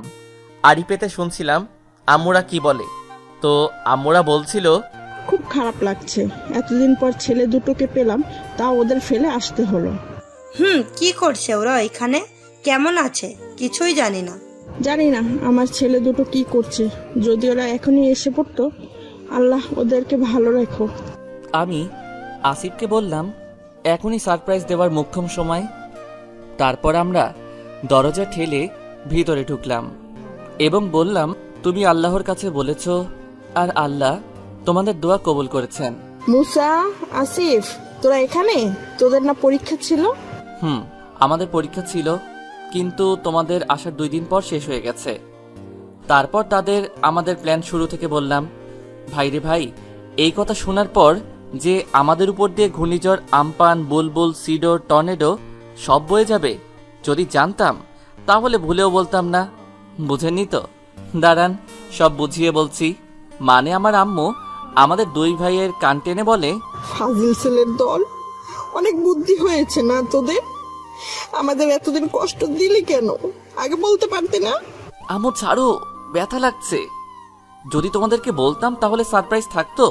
লাগুক ব্যথা, শয়তান ছেলে। আমাকে কষ্ট দিয়েছিস, তোর বোনদেরও কষ্ট দিয়েছিস, আমাদের কষ্ট হয়নি? আম্মু, আমাদের ছাড়ো, ব্যথা পাচ্ছি। আমাদের তো কম কষ্ট হয়নি। তোদের এত সহজে ছাড়বো না। আম্মু ছাড়বে না ওদের। আমার আপুদের ভাবসাব দেখে মনে হলো আজকে আমরা দুইজনের অবস্থা খারাপ করা হবে। কিছু না ভেবে দিলাম দরজার দিকে দৌড়। ও আল্লাহ, আমার ভাগ্নি দুইজন দেখি দরজা বন্ধ করে দিয়েছে। এইবার আমরা শেষ। দেখি আমার বোন দুইজন বালিশ নিয়ে আসছে। ওরে আল্লাহ, এ দেখি আমাদের মারার জন্য আসছে। সাথে সাথে বালিশ দিয়ে বাড়ি দেওয়া শুরু করলো। এলো পাতারি মারলো, তারপর শান্ত হলো। দেখি বালিশ ছিঁড়ে তুলা বের হয়ে গেছে। তারপর একটু খাটে বসলাম। আরে ভাই, মাইর খেলাম, একটু রেস্ট নিব না? কি মাইরটা দিল রে বাপ! আমার চুল দাড়ি সব এলোমেলো হয়ে গেছে। এমন সময় আমার ভাগ্নিরা আমাদের সামনে আসলো এবং বলল, মামা, ও মামা। বলো মামনি। তোমরা আমাদের কষ্ট দিয়ে তো, তোমাদের আবার শাস্তি পেতে হবে। কি বলো মামনি? তোমাদের আম্মুরা আমাদের দুইজনকে শাস্তি দিল, আবার তোমরাও দিবা? দিব। না শুনলে টুল টেনে দিয়ে ফেলবো। না না থাক, বলো কি শাস্তি? একটা ভুল করলাম, তার জন্য আমার এত শাস্তি পেতে হচ্ছে? আর কখনোই তোমাদেরকে সারপ্রাইজ দিব না। তোমরা এখন আমাদেরকে বাহিরে নিয়ে যাবে, আর আমাদের আইসক্রিম চকলেট খাওয়াতে হবে। লাজি? আমি মনে মনে আলহামদুলিল্লাহ বললাম, কেননা মনে করেছিলাম তারা আর কি বড় শাস্তি দেয়। তারপর আমি বললাম, যাও, আমরা দুইজন রাজি। কি আসিফ, রাজি না? রাজি, যাও রেডি হও। তারপর তারা খুশি হয়ে গেল রেডি হতে। দেখি দুইজন দুইটা বোরকা পরে আছে। এমনি আমার মামুনি দুইজন কিউটের ডিব্বা, তার উপর বোরকা পরলে আরো কিউট লাগে। তারপর তাদের দুজনকে কোলে নিয়ে বাহিরে গেলাম। বাহিরে আল হিজরা রোডে গেলাম, কেননা সেইখানে বিভিন্ন খাবারের দোকান আছে। তো আমরা আইসক্রিমের দোকানে গিয়ে বললাম 2টা আইসক্রিম দিতে। দেওয়ার সাথে সাথে এরা দুইজন খাওয়া শুরু করলো। ওরে বাবা, এ দেখি 5 মিনিটে শেষ। তারপর বললাম, কি আরো খাবা? আরো খাবো। আর খেলে তো ঠান্ডা লাগবে মামুনি। তারপর আপু তো আমাদের বকবে।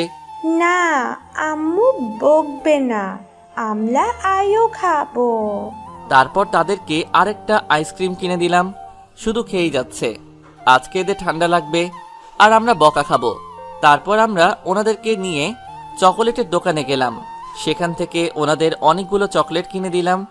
তারপর ওনারা চকলেট খাওয়া শুরু করলো। দেখি মাগরিবের আজান শোনা যাচ্ছে কাবা শরীফ থেকে। কি সুন্দর সুর আজানের! কাবা শরীফের আজান শুনলেই আমার মন শান্ত হয়ে যায়, কোনো চিন্তাই থাকে না। তারপর সবাইকে ফোন দিয়ে কিং আব্দুল আজিজ গেটের সামনে আসতে বললাম। এটাই সবচেয়ে বড় গেট, এখান থেকেই ঢোকা সহজ। তারপর সবাই আসলো, পুরুষরা পুরুষদের জায়গায়, মহিলারা মহিলাদের জায়গায়। তারপর একামত হলো। পরে ইমাম শেখ মাহির বিন মুয়াকালি নামাজ পড়ালেন। নামাজ শেষে সবাই কাবা শরীফের সামনে গেলাম নফল তাওয়াফ করতে। নফল তাওয়াফেও অনেক সোয়াব। 7টা নফল তাওয়াফ একটা উমরা হজের সমান। তারপর নফল তাওয়াফ করতে করতেই এশারের আজান দিয়ে দিল। তারপর নামাজ পড়ে আমরা সবাই হোটেলে চলে এলাম।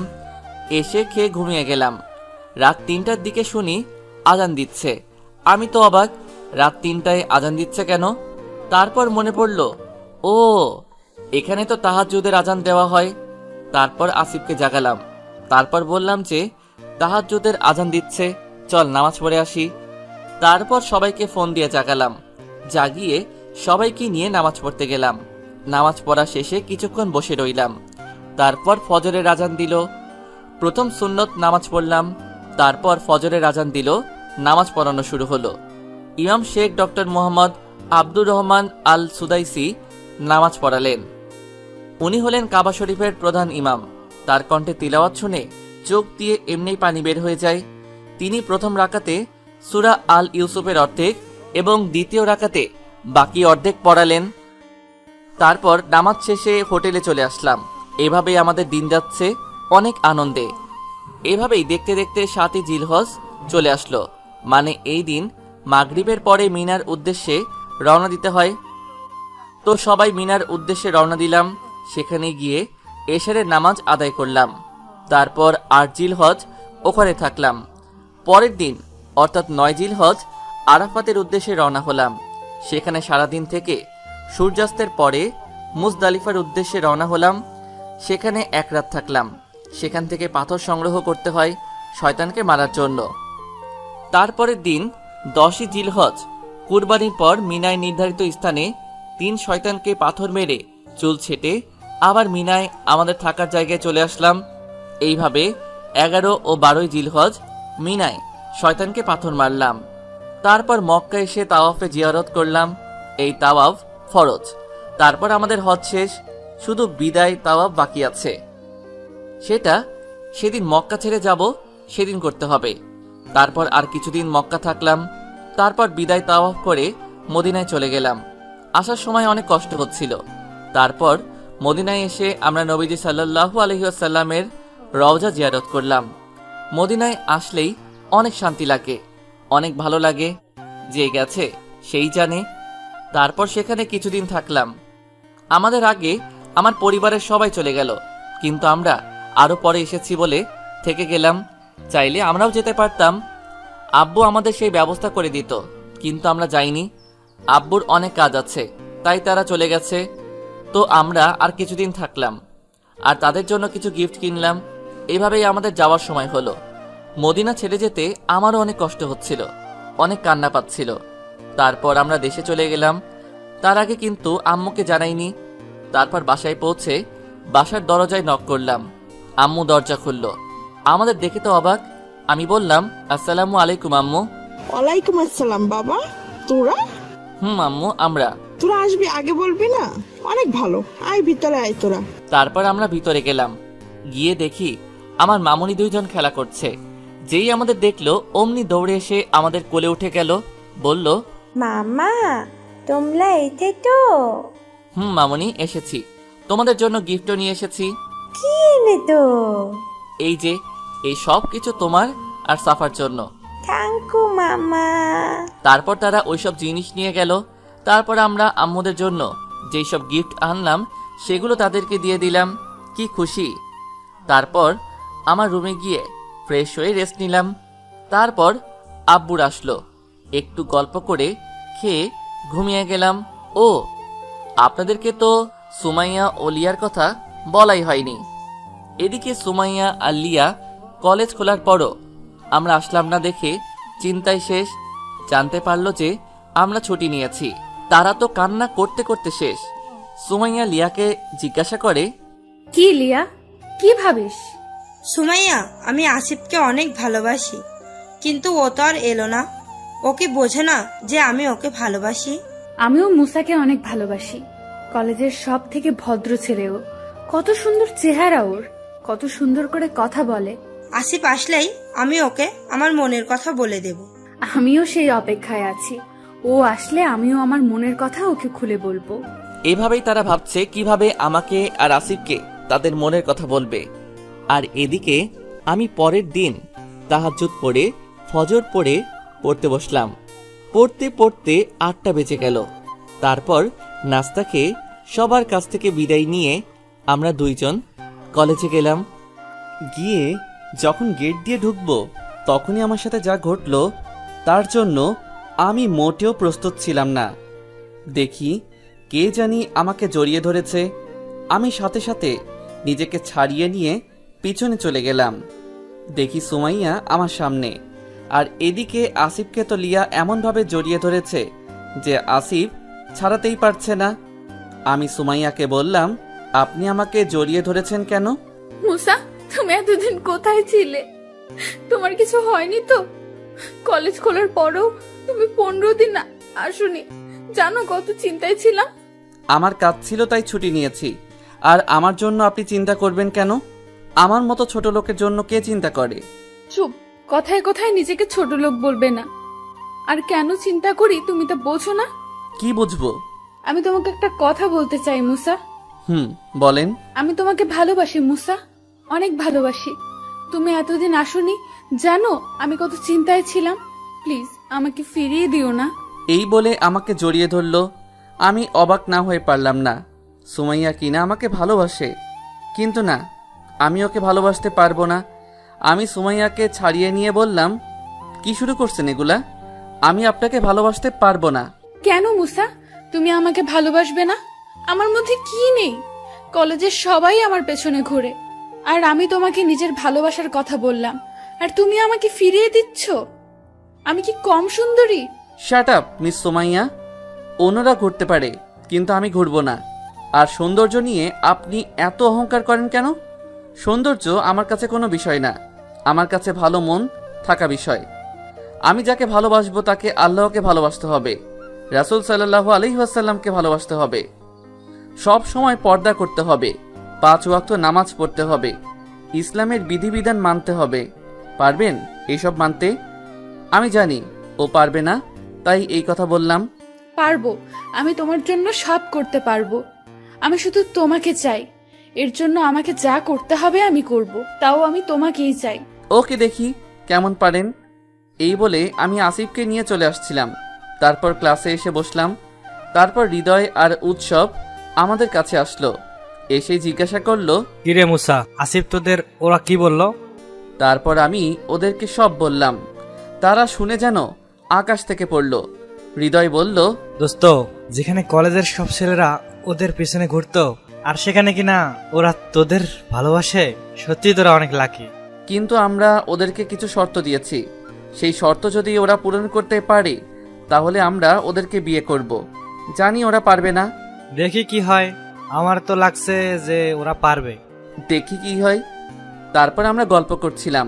একটু পর সুমাইয়া ও লিয়াও ক্লাসে আসলো। এসে মুসার দিকে তাকিয়ে ভাবতে লাগলো, তোমাকে যে করি হোক আমি আমার নিজের করে নিবই। তারপর সুমাইয়া লিয়াকে বলল, লিয়া, বল। আমাদের দুজনকে যে করেই হোক মুসা আর আসিফের পছন্দ মতো কাজ করতে হবে। এখন থেকে আমরা ইসলামের নিয়ম মেনে চলবো, 5 ওয়াক্ত নামাজ পড়বো। যে কারণেই হোক আমার আসিফকে চাই, তার জন্য আমার যা করতে হয় আমি করব।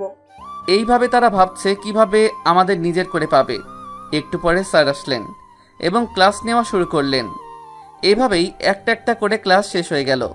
তারপর আমরা ক্লাস দিয়ে বের হব, এমন সময় সুমাইয়া ও লিয়া আমাদের পথ আটকে দাঁড়ালো এবং বলল, যে করেই হোক আমরা তোমাদেরকে নিজের করে নেবই। আগে আপনাদেরকে যে শর্তগুলো দিয়েছি সেগুলো পূরণ করেন, তারপর না হয় আমাদের বিয়ে করবেন। এই বলেই আমি আর আসিফ বাসায় চলে এলাম। এসে ফ্রেশ হয়ে খাওয়া দাওয়া করে পড়তে বসলাম। পড়তে পড়তে আসরের আজান দিয়ে দিল। তারপর নামাজ পড়ে নিচে গেলাম। নিচে গিয়ে দেখি সবাই নিচে বসে আছে। তারপর ওইখানে গিয়ে গল্প করা শুরু করলাম। তারপর মাগরিবের আজান দিল। নামাজ পড়ে আবারও পড়তে বসলাম। পড়তে পড়তে এশারের আজান দিয়ে দিল। নামাজ পড়ে পড়া শুরু করলাম। পড়া শেষে খেতে গেলাম। খাওয়া শেষে রুমে আসলাম। তারপর ঘুমিয়ে গেলাম। পরের দিন কলেজে গিয়ে দেখি সুমাইয়া আর লিয়া আসেনি। যাক, ভালো হয়েছে, এখন আর বিরক্ত করবে না। তো আমরা ক্লাস করা শুরু করলাম। ক্লাস শেষে বাড়িতে চলে আসলাম। এইভাবেই আমাদের দিন যাচ্ছে। এই 5 দিনে সুমাইয়াও কলেজে আসেনি। সত্যি বলতে আমিও ওকে অনেক মিস করছি। এই 5 দিনে আমিও ওকে ভালোবেসে ফেলেছি। তো একদিন আমি আর আসিফ বসে আছি, তখন আসিফ জিজ্ঞাসা করলো, মুসা, কি হলো তোর? মন খারাপ করে আসিস কেন? ভাই, আমিও মনে হয় সুমাইয়াকে ভালোবেসে ফেলেছি। ভাই, আমিও লিয়াকে ভালোবেসে ফেলেছি। এই কয়দিন ও আসেনি তাই আমি ওকে অনেক মিস করছি। দেখি কি হয়। এইভাবেই আমরা 2 ভাই কথা বলছিলাম। এমন সময় আমাদের সামনে 2 জন বোরখা পরা 2 জন মেয়ে আসলো। তারপর আমাদেরকে সালাম দিল। কণ্ঠটা কিরকম চেনা চেনা লাগছে। তো আমি বললাম, ওয়ালাইকুম আসসালাম। চিনতে পেরেছেন আমাদের? না তো, কে আপনারা? আমি তোমার সুমাইয়া। আর আমি লিয়া। ওদের কথা শুনে আমি তো হা হয়ে গেছি। আমার জন্য সুমাইয়া নিজেকে এত পরিবর্তন করলো। না, এইবার আমি ওকে ফিরাবো না, আমি ওকে নিজের বউ করে নিবই। তারপর আমি বললাম, আপনাদের বাসার ঠিকানা দিন, আজকে যাব। আমার কথা শুনে সুমাইয়া সেই রকমের খুশি হয়েছে। তারপর আমাদের ঠিকানা দিল। তারপর আমরা বাসায় চলে এলাম। আমি তো চিন্তায় আছি, বাসায় গিয়ে কি বলবো। না, আমি বলবোই, সাহস করে বলতেই হবে। আল্লাহ, আমাকে সাহস দাও। আমরা বাসায় এসে দেখি আব্বু আম্মু বসে আছে। এখন আমি আর আসিফ গিয়ে বললাম, আসসালামু আলাইকুম আব্বু। ওয়ালাইকুম আসসালাম বাবা। আমরা তোমাদের কিছু কথা বলতে চাই। বল বাবা, এতে এত সংকোচের কি আছে? আম্মু, আমরা দুইজন বিয়ে করতে চাই। কি বলবি আর একবার বল। আমরা বিয়ে করতে চাই। ওগো শুনছো, আমাদের ছেলেরা বলে বিয়ে করতে চায়। যাক, শেষ পর্যন্ত আমরাও নিজেদের ছেলের বিয়ে দেখে যেতে পারবো। তো বাবা, তোদের কোনো পছন্দের মেয়ে আছে? জি আব্বু, আছে। তারপর সবাইকে সবকিছু খুলে বললাম। সবাই শোনার পর অনেক খুশি। তারপর আব্বু বলল, তো বাবা, আমাদের বৌমাদের ঠিকানা দে, আমরা প্রস্তাব নিয়ে যাই। এই নাও বাবা। ওকে, আজকে বিকালে আমরা প্রস্তাব নিয়ে যাব। যা, তোরা গিয়ে ফ্রেশ হয়ে নে। তারপর আমি আর আসিফ গেলাম ফ্রেশ হতে। ফ্রেশ হয়ে নামাজ পড়তে বসলাম। তারপর আব্বু আম্মু বিকালে ওদের বাসায় গেল প্রস্তাব নিয়ে। তারাও অনেক খুশি, কেননা তাদের মেয়ে আমাদের বাড়ির বৌমা যে। তারপর তারা বিয়ের তারিখ ঠিক করে আসলো। আমি তো মহা খুশি। আমি একা না, আসিফও খুশি। তারপর আব্বু বাসায় এসে বললেন, আমাদের দুই ছেলের বিয়ে মহা ধুমধাম করে দিব, অনেক মানুষকে দাওয়াত দিব। না আব্বু, এত ধুমধাম করে করার দরকার নেই। কেন বাবা? আমি এসব ধুমধাম পছন্দ করি না। এসব গায়ে হলুদ, বৌভাত, এগুলোর সাথে ইসলামের কোনো সম্পর্ক নেই। ইসলামে অলিমা পড়ানোর নিয়ম আছে, সেইভাবে আমাদের বিয়ে পড়ানো হবে। এই নিয়মই সবচেয়ে সুন্দর নিয়ম। ঠিক আছে বাবা, আমরা ইসলামিক নিয়মে তোদের দুজনের বিয়ে দিব। আমি আলহামদুলিল্লাহ বললাম। তারপর রুমে চলে এলাম। এইভাবে দিন যেতে যেতে আমাদের বিয়ের তারিখ এসে গেল। বিয়ে আমাদের বাড়িতেই হয়েছে, তেমন কোনো মানুষকে দাওয়াত দেইনি। তারপর কাজী সাহেব আসলেন।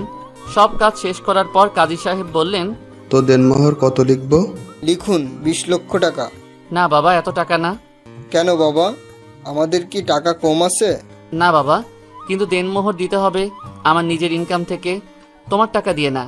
আর দেনমোহর দেওয়ার সময় সামর্থ্য বিবেচনা করতে হবে, তাই এত টাকা আমার নেই। কিন্তু তোমার বেতন তো অনেক, তাহলে বাকি টাকা কোথায়? বাকি টাকা আমরা দেশের বিভিন্ন চ্যারিটিতে দিয়ে দিয়েছি। বাবা, গরিবরা খেতে পায় না। আমরা যদি নিজেদের কোম্পানির ইনকামের একটা অংশ বিভিন্ন চ্যারিটিতে দিয়ে দেই, তাহলে গরিবদের অনেক উপকার হয়। সত্যি বাবা, তোদের উপর আমরা সত্যিই গর্বিত। কাজী সাহেব, আমার ছেলেরা যা বলছে তাই করেন। তো তোমাদের সামর্থ্য কত? 5 লাখ টাকা। ওকে, যান, কোনেদেরকে ডেকে নিয়ে আসুন। তারপর আমার আম্মু, আপুরা ও সুমাইয়া ও লিয়া আম্মুরা ওদেরকে ডাকতে গেল। পরে দেখি দুইজন নীল বোরকা পরে আসলো। আসলেই আমার বউটাকে পরীর মতো লাগছে। তারপর আমাদের পাশে ওদের বসানো হলো। তারপর কাজী সাহেব বললেন, বাবা বলো কবুল। কবুল। আরো 2 বার বলো। কবুল কবুল। মা বলো কবুল। কবুল কবুল কবুল। ওর কাণ্ড দেখে সবাই হেসে ফেলল। কি মেয়ে দেখলেন, আমাকে পেতে কি করলো। তারপর আসিফের বিয়ে হয়ে গেল। তারপর সব কাজ শেষে সবাইকে বিদায় দেওয়া হলো। তারপর আমি আর আসিফ ছাদে গেলাম, অনেকক্ষণ ওইখানে থাকলাম। তারপর আমার আপু আর দুলাভাইরা আসলো, এসে বলল, কি শালা বাবু, বাসর ঘরে যাবে না? ভাই যা, বাসর ঘরে যা, তোর বউ তোর জন্য অপেক্ষা করছে। যাচ্ছি। এই আসিফ আয়। চল। ভাই, বিড়ালটা কিন্তু ঠিক মতো মারিস। হুর, যাও তো। তারপর আমি আর আসিফ চলে এলাম। আপনারা ভাববেন যে আমার কত বেতন, যে আমি আমার টাকা চ্যারিটিতে দেই। এখন আপনাদেরকে বলি, আমার বেতন 15 লাখ টাকা। কিন্তু আমি আমার বেতনের বেশিরভাগ অংশ দিয়ে দেই, বাকি টাকা অন্য কাজের জন্য জমাই। তা না হয় পরেই জানবেন। তারপর আমি আমার রুম থুকু বাসর ঘরে এসে পড়লাম। এসে দরজা লাগালাম। পিছনে ফিরে দেখি আমার বউ আমাকে সালাম করতে আসছে। যখনই আমাকে সালাম করবে তখনই ওকে নিজের বুকে জড়িয়ে ধরলাম। তারপর আমি বললাম, বউয়ের স্থান স্বামীর পায়ে না, বুকে হয়। আর কখনো সালাম করবে না, আল্লাহ ছাড়া আর কারো সামনে মাথা নত করবে না। কিন্তু আমি জানতাম বউয়ের স্থান স্বামীর পায়ে। ভুল জানো তুমি সুমু। ভালোবাসার মানুষের স্থান কখনোই পায়ে হয় না। যাকে সারা জীবন ভালোবাসবো তার স্থান পায়ে কেন হবে? আমাকে সত্যিই ভালোবাসো তুমি মুসা? আমার সুমু পাখি, তোমাকেই ভালোবাসি, আর এইভাবেই ভালোবাসবো। এই বলে ওকে আরো শক্ত করে জড়িয়ে ধরলাম। আমিও ভালোবাসি তোমাকে। সুমু, তোমার উজু আছে? আছে। চলো 2 রাকাত নফল নামাজ পড়ে আল্লাহর কাছে দোয়া চাই, যেন আমাদের সংসার সুখের হয়। চলো। তারপর আমি আর সুমাইয়া 2 রাকাত নফল নামাজ পড়ে আল্লাহর কাছে দোয়া চাইলাম। তারপর নামাজ শেষে আমি সুমাইয়াকে কোলে তুলে নিলাম। তারপর ওকে বিছানায় বসিয়ে দেনমোহরের টাকা দিলাম এবং বললাম, এই নাও তোমার দেনমোহরের টাকা। এত টাকা দিয়ে আমি কি করব? তোমার ইচ্ছা সুমু, এইটা দেওয়া ফরজ তাই দিয়ে দিলাম। আমার কিচ্ছু চাই না, শুধু তোমাকে চাই। পাগলি একটা। আচ্ছা, তুমি বলনি কেন যে তুমি নাম্বার 1 বিজনেসম্যান দাউদ ইব্রাহিমের ছেলে? আমি সবসময় সিম্পল ভাবে চলতে পছন্দ করি, কোনো ক্ষমতা আমার ভালো লাগে না, তাই এইরকম চলি। সত্যি মুসা, তোমার মতো স্বামী পেয়ে আমি ধন্য। এইবার কি আমি আমার বউয়ের মুখ দেখতে পারি? মানা করেছে কে? তারপর আমি সুমুর নিকাবটা খুললাম। ও আল্লাহ, আমার সামনে সাক্ষাৎ বেহেশতের হুর দাঁড়িয়ে আছে। টানা টানা চোখ, গোলাপি ঠোঁট, সব মিলিয়ে একেবারে পরি। তারপর সুমাইয়া বলল, কি দেখো এমন করে? পরি দেখি। যা, কি যে বলো। না সত্যি, আমার সুমু পাখি একেবারে পরির মতো। ধুর, কি যে বলো। আচ্ছা সরো, এখন ঘুমাবো। ঘুমাবা মানে? আজকে না আমাদের বাসর রাত, আজকে কেউ ঘুমায়? না সুমু, আজকে না। তুমি আজকে এসবের জন্য প্রিপেয়ার্ড না, আরেকদিন। না, আজকেই হবে, এখনই হবে। এই বলে সুমাইয়া আমার পাঞ্জাবির কলার ধরে আমার ঠোঁটে কিস করলো। আল্লাহ, আমার ঠোঁট কামড়ে একেবারে শেষ করে দিয়েছে। তারপর আর কি, আমরা ভালোবাসার সাগরে হারিয়ে গেলাম। এই যে, আপনাদের আর দেখা লাগবে না। তারপর তাহাজ্জুদের সময় আমার ঘুম ভাঙলো। তারপর আমার সুমু পাখিকে উঠিয়ে দুইজন গোসলে গেলাম। গোসল করে দুইজনে একসাথে নামাজ পড়লাম। তারপর আমি কুরআন তিলাওয়াত করছিলাম আর ও শুনছিল। তারপর ফজরের আজান দিল। আমরা দুইজন নামাজ পড়ে ঘুমাতে গেলাম। ও শুয়েই আমার বুকে মাথা রাখলো। আমিও না করলাম না, একেবারে শক্ত করে জড়িয়ে ধরলাম। তারপর ঘুমিয়ে গেলাম। সকাল 8টায় দেখি কে যেন আমার নাক ধরে টানছে। চোখ খুলে দেখি আমার সুমু পাখি আমার নাক টানছে। ও একটা নীল কালারের শাড়ি পরেছে, দেখতেও পরীর মতো লাগছে। তারপর আমি উঠে গেলাম, ফ্রেশ হতে যাচ্ছিলাম, এমন সময় সুমাইয়া আমার হাত ধরে আমাকে বিছানায় ফেলে দিল। তারপর আমার বুকের উপরে উঠল। আমি বললাম, নামো, কেউ এসে পড়বে। না, আগে আমাকে পাপ্পি দাও। পরে দেই, এখন কেউ দেখে ফেলবে। না, আগে আমাকে পাপ্পি দাও। তারপর কথা, আমি সুমাইয়ার কপালে একটা পাপ্পি দিলাম। ও বলল, আমি এখানে দিতে বলেছি। তাহলে কোথায়? এই যে এখানে। না, এখন না, কেউ এসে পড়বে। বুঝতে পেরেছি, আমারটা আমারই আদায় করা লাগবে। এই বলে সুমাইয়া আমার ঠোঁটে কিস করলো। কিছুক্ষণ পর ছেড়ে দিয়ে বলল, কি কেমন লাগলো? ভালো। তারপর আমি ফ্রেশ হতে গেলাম। ফ্রেশ হয়ে নিচে গিয়ে দেখি আমার বউ আমার আম্মু আপুদের সাহায্য করছে। তো টেবিলে গিয়ে বসলাম। দুলাভাই জিজ্ঞাসা করলো, কি শালা বাবু, কেমন কাটলো বাসর রাত? আলহামদুলিল্লাহ ভালো। বিড়াল ঠিক মতো মেরেছ তো?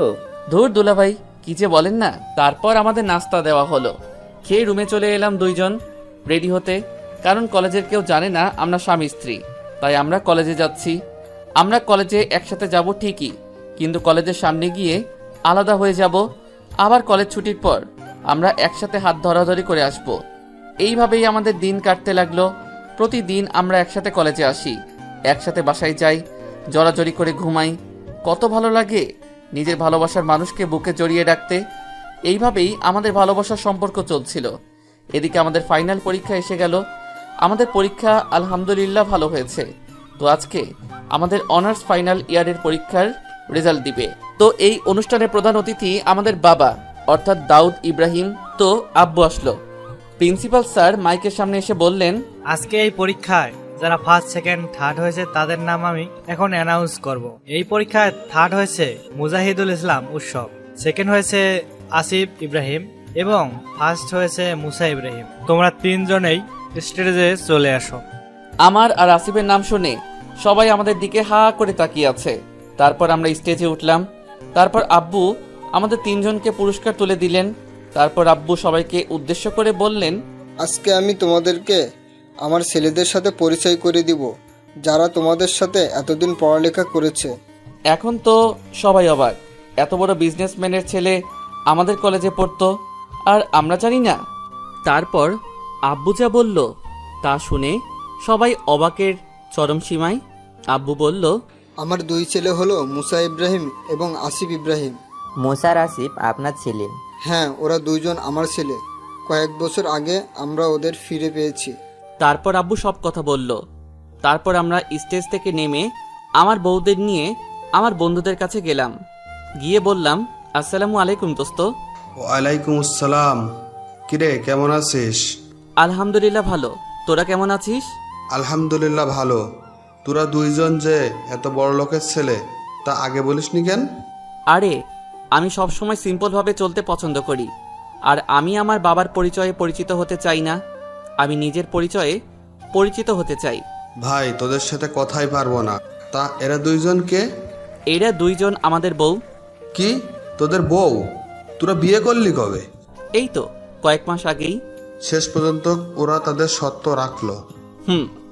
তারপর আমরা ওখানে বসে গল্প করছিলাম, আর আমার সুমু আমার কাঁধে মাথা রেখে বসে আছে। আমারও অনেক ভালো লাগছে। যতই হোক আমার ভালোবাসার মানুষ বলে কথা। তারপর দেখি কলেজের কিছু ছেলে মেয়ে যারা আমাদের দুই ভাইকে অপমান করত, তারা আমাদের দিকে আসছে। এসে আমাদের বলল, আমাদের সবাইকে ক্ষমা করে দাও। আসিফ, আমরা তোমাদের দুইজনকে দিনের পর দিন না বুঝে অপমান করেছি, প্লিজ আমাদেরকে ক্ষমা করে দাও। আরে আমি আপনাদেরকে কবে মাফ করে দিয়েছি? আমি কিছু মনে করিনি, আর আমার কাছে মাফ চাবেন না। আমি মাফ করার কেউ না, আল্লাহর কাছে মাফ চাবেন, তিনি আপনাদেরকে ইনশাআল্লাহ মাফ করে দিবেন। তুমি আসলে অনেক ভালো মুসা। আমি তেমনি যেমন আমাকে আমার আল্লাহ তাআলা বানিয়েছেন। ভালো হবে না, আমার বর বলে কথা। উনি কে? মুসা? ও আমার বউ, তোমরা সবাই ওকে চিনো। ও হলো সুমাইয়া। ও সুমাইয়া? ও আমার সুমাইয়া। তারপর সবাইকে বললাম কিভাবে আমাদের বিয়ে হলো। সবাই তো তা শুনে অনেক খুশি। এইভাবে সবার সাথে গল্প করে বাসায় চলে এলাম। বাসায় এসে সবার সাথে কথা বলে রুমে চলে এলাম। এসে ফ্রেশ হয়ে নামাজ পড়লাম। নামাজ পড়ে খেতে গেলাম। ওইখানে গিয়ে বসে খাওয়া শুরু করলাম। তখন আম্মু বলল, মুসা, আসিফ, তোরা তো বিয়ে করলি, কিন্তু নাতি নাতির মুখ কবে দেখবো? ও কি যে বলো না আম্মু। ওলে বাবালে, আমার ছেলেরা দেখি লজ্জাও পায়। ভাই, আমাদের কিন্তু ভাতিজা ভাতিজি চাই। ওকে, দেখা যাক, আল্লাহ যা দেয় তাই হবে। তারপর খাবার খেয়ে আমার রুমে চলে এলাম। এসে শুয়ে পড়লাম। আরেকটু পরে সুমাইয়া এসে আমার বুকের উপর শুয়ে পড়ল। তারপর আমিও তাকে জড়িয়ে ধরলাম। তখন সুমাইয়া বলল, আই বর, শোনো। বউ বলো। আমার না একটা বেবি চাই, একেবারে তোমার মতো রাজপুত্র। না, আমি আমার রাজকন্যা চাই, একেবারে তোমার মতো। না, আমার ছেলে চাই। আচ্ছা, আল্লাহ যা দিবে তাই হবে। চলো কাজ শুরু করি। কিসের? বেবি আনার। চলো শুরু করি। না সুমাইয়া, এখন না, আজকে রাত্রে। না, এখনই না করলে আমি নিজেই নিব। এই, তোমার মুখে কি কিছু আটকায় না? না, আটকায় না, কারণ আমি তোমার মতো এত আনরোম্যান্টিক না। এইবার আমার ইগোতে লেগেছে। না, এইটা মানা যায় না। আমারে বলে কি না আনরোমান্টিক। না, এইবার বোঝাতে হবে আমি কত রোমান্টিক। আমি বললাম, আমারে আনরোমান্টিক বললা? তো কি, আমি কত রোমান্টিক, আর উনি আমাকে পাত্তাই দেয় না। দাঁড়াও, আমি কত রোমান্টিক দেখাচ্ছি। তোমার দেখানো লাগবে না, আমি দেখাচ্ছি। এই বলে ও আমার দিকে এগোতে লাগলো। কিছুক্ষণ পর ওর নিঃশ্বাস আমার মুখের উপর পড়তে লাগলো। ওর ঠোঁট কাঁপছিল। এমন সময় ও আমার ঠোঁটের সাথে ওর ঠোঁট লাগিয়ে দিল। আল্লাহ, কি জোরে কামড় দিচ্ছে! আমিও কি কম, আমিও রেসপন্স দিচ্ছি। এরপর আর কি, আমাদের মধ্যে যা হওয়ার হয়ে গেল। এইটা আপনারা বিয়ে করলে জানতে পারবেন। আর দোয়া করবেন এরকম রোমান্টিক বউ যেন পাই। তো বিকেলবেলা ঘুম থেকে উঠলাম। তারপর সুমাইয়াকে উঠালাম। তারপর আমরা একসাথে গোসল করতে গেলাম। তারপর আসরে নামাজ পড়ে নিচে গেলাম। নিচে গিয়ে দেখি আব্বু আম্মু সবাই বসে আছে। তারপর আমি ওইখানে গেলাম। যাওয়ার পরে আব্বু বলল, বাবা মুসা, আসিফ, তোদের তো পড়াশুনো শেষ, এখন আমার কোম্পানির দায়িত্ব তোরা দুজনেই নে, আমি আর একা পারছি না। ওকে আব্বু, আমি আর আসিফ কোম্পানির দায়িত্ব নিব। কি বলিস আসিফ? তারপর কিছুক্ষণ গল্প করার পর মাগরিবের আজান দিল। নামাজ পড়ে উপরে চলে আসলাম। এসে ল্যাপটপে কোম্পানির কিছু কাজ করলাম। এইভাবে কাজ করতে করতে এশারের আজান দিয়ে দিল। নামাজ পড়ে নিচে গেলাম খেতে। খাওয়া শেষ করে উপরে এসে ঘুমিয়ে গেলাম। পরের দিন সকালে আমি আর আসিফ রেডি হয়ে আমাদের অফিসে গেলাম। ওইখানে গিয়ে প্রথমে সকল কাজ বুঝলাম। তারপর আস্তে আস্তে সব কাজ বুঝে গেলাম। এভাবেই প্রতিদিন আমি আর আসিফ অফিস সামলাই। এভাবেই আমাদের দিন যাচ্ছে। তারপর দেখতে দেখতে হজের মাসও চলে আসলো। আগে থেকেই আমরা রেজিস্ট্রেশন করে রেখেছি। পরিবারের সবাই জানে, শুধু আমাদের দুইজনের বউ জানে না। এইটা তাদের জন্য সারপ্রাইজ। তো আমি গিয়ে সুমাইয়াকে বললাম, সুমু পাখি শোনো, বলো। আমরা আর কয়েকদিন পর এক জায়গায় যাব। কোথায় যাব? সেইটা বলা যাবে না, সারপ্রাইজ। ওকে, ঠিক আছে, তোমার সারপ্রাইজ নিয়ে তুমি থাকো। আরে রাগ করছো কেন? আমরা হানিমুনে যাব। কোথায় বলো না। গেলেই দেখতে পারবে। ও ওকে। মন খারাপ করো কেন আমার জান পাখি? আমি কারো জান পাখি না, ছাড়ো আমাকে। তোমাকে সত্যি একটা সুন্দর জায়গায় নিয়ে যাব, ততদিন অপেক্ষা করো। আচ্ছা। আমি ভাবছি আমার ও তোমাকে বলতে মন চাচ্ছে আমার জান পাখি যে আমরা কোথায় যাব, কিন্তু তোমাকে সারপ্রাইজ দিব বলে বলতে পারছি না। আমারও তো খারাপ লাগছে। তারপর আর কি, আমিও আমার কাজ করতে লাগলাম। দেখতে দেখতে যাওয়ার সময়ও এসে গেল। এই কয়েকদিন ও আমার সাথে তেমন ভালো করে কথাও বলেনি, কিন্তু আমি আজকে এমন সারপ্রাইজ দিব যে তুমি সব সময় মনে রাখবে। আগে থেকে সব গুছিয়ে রেখেছিলাম, প্লেনের টিকিটও কনফার্ম। আমাদের পরিবারে শুধু আমি, আসিফ আর আমাদের বউরা যাবে। তো আমি সুমাইয়াকে বললাম, চাঁদ পাখি বলো। রেডি হয়ে নাও, আজকে তোমাকে সারপ্রাইজ দিব। সত্যি? কি দিবে? ওইটা তো গেলেই বুঝতে পারবে। ওকে, আমি আসছি। যাও তাড়াতাড়ি। তারপর ও চলে গেল। একটু পরে ফিরে এলো। আমি ওকে দেখে তো ক্রাশ নামক জিনিস খেলাম। আরে ভাই, এইটা হালাল ক্রাশ, যখন তখন খেতে পারবেন, সমস্যা নাই। দেখি একটা কালো কালারের বোরখা পরে আছে, এমনি দেখতে পরীর মতো। তার উপর যদি কালো বোরখা পরে তাহলে তো জান্নাতের হুরের মতো লাগে। তো আমি তার দিকে এক দৃষ্টিতে তাকিয়ে আছি। তখনও বলল, এই যে হুজুর, কি দেখেন এমন করে? পরি দেখি, একটা কালো বোরখা পরা পরি। যা দুষ্টু, আমার লজ্জা করে না? ওরে আমার লজ্জাপতি বউরে, যখন আমার সাথে রোম্যান্স করো তখন লজ্জা কই থাকে? তখন লজ্জা থাকে না। আর আমি আমার স্বামীর সাথে রোম্যান্স করি, তাতে তোমার কোনো সমস্যা? সমস্যা হবে কেন? আমার তো ভালোই লাগে। এখন আমার কাছে আসো তো। কেন? আরে আসো না। তারপর ও আমার কাছে আসলো।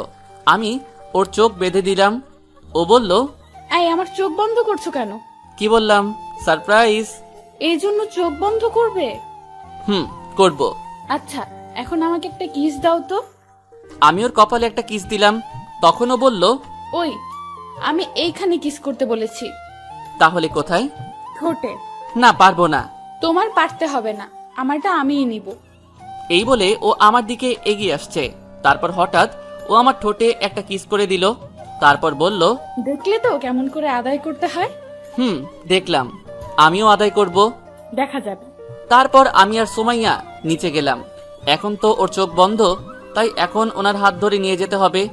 এখন কি করি? সামনে তো সিঁড়ি। আমি বললাম, জান পাখি, সামনে তো সিঁড়ি। তো আমাকে কোলে করে নিয়ে যাও। কেউ যদি দেখে ফেলে? দেখলে কি হবে? তুমি তোমার বউকে কোলে নিয়েছো, অন্য কাউকে তো নাওনি। ওকে, কোলে নিচ্ছি মহারানী। তারপর আমি ওকে কোলে থেকে নামালাম। তারপর আর ও আমার বুকে মাথা লুকিয়ে আছে। পরে নিচে নামলাম। নেমে দেখি কেউ নেই। যাক, বাঁচা গেল। তারপর এসে পড়ল। দেখি আসিফও আমার বুদ্ধি খাটিয়েছে, মানে ও লিয়া চোখ বন্ধ করে দিয়েছে। তারপর আম্মু বলল, সাবধানে যাস বাবা, বৌমাকে দেখে রাখিস। ওকে আম্মু, তোমরাও সাবধানে থাকবে। আসি কেমন? আসসালামু আলাইকুম। ওয়ালাইকুম আসসালাম। তারপর আমি আর আসিফ গাড়িতে উঠলাম। এখন তো আবার আমাদের বউদেরকে ধরে নিয়ে যেতে হবে। সারপ্রাইজ যেহেতু দিচ্ছি, তাহলে সব কাজ তো আমাদেরই করতে হবে। তো গাড়ি আমাদেরকে এয়ারপোর্টে নিয়ে আসলো। তারপর এয়ারপোর্টের ভিতরে ঢুকে সব কাজ করে ইমিগ্রেশনের ভিতরে ঢুকে গেলাম। তারপর আমার বউরা যেন কানে না শুনতে পায়, এই জন্য তাদের কানে এয়ার প্লাগ লাগিয়ে দিয়েছি। সারপ্রাইজ তো দিয়েই ছাড়বো। তারপর ওদেরকে ধরে প্লেনে উঠালাম, যেন বুঝতে না পারে যে আমরা কোথায় উঠছি। তারপর ওদের কানে এয়ার প্লাগ পরিয়ে দিলাম, যেন কিছু না শুনতে পারে। মনুরা, তোমাদেরকে এমন সারপ্রাইজ দিব সারা জীবন মনে রাখবা। তো ওরা জিজ্ঞাসা করলো যে কোথায়। আমরা বললাম, আছি একটা জায়গায়। তা তো তোমাদের বলা যাবে না। তো প্লেন ল্যান্ড করলো, কিন্তু ওরা কিছুই বুঝতে পারলো না। তো তাদেরকে নিয়ে আগে মক্কা গেলাম। ওরা কিছুই জানে না যে আমরা কোথায়, কিছুই বুঝতে দেইনি। এমনভাবে নিয়ে এসেছি। তো দেখতে দেখতে মক্কায় চলে আসলাম। তারপর তাদেরকে একেবারে মসজিদুল হারামের সামনে নিয়ে আসলাম। তারপর সুমাইয়াকে জিজ্ঞেস করলাম, সুমাইয়া, তোমার কাছে জায়গা কেমন লাগছে? তুমি কি অনুভব করতে পারছো কিছু? পারছি। আমার কাছে অনেক ভালো লাগছে, শান্তি লাগছে। এখন আমার চোখের বাঁধন খোলো। দাঁড়াও, চোখের বাঁধন তো খুলবই। তারপর ওর চোখের বাঁধন খুলে দিলাম আর বললাম, আচ্ছা চোখটা আস্তে আস্তে খুলো তো।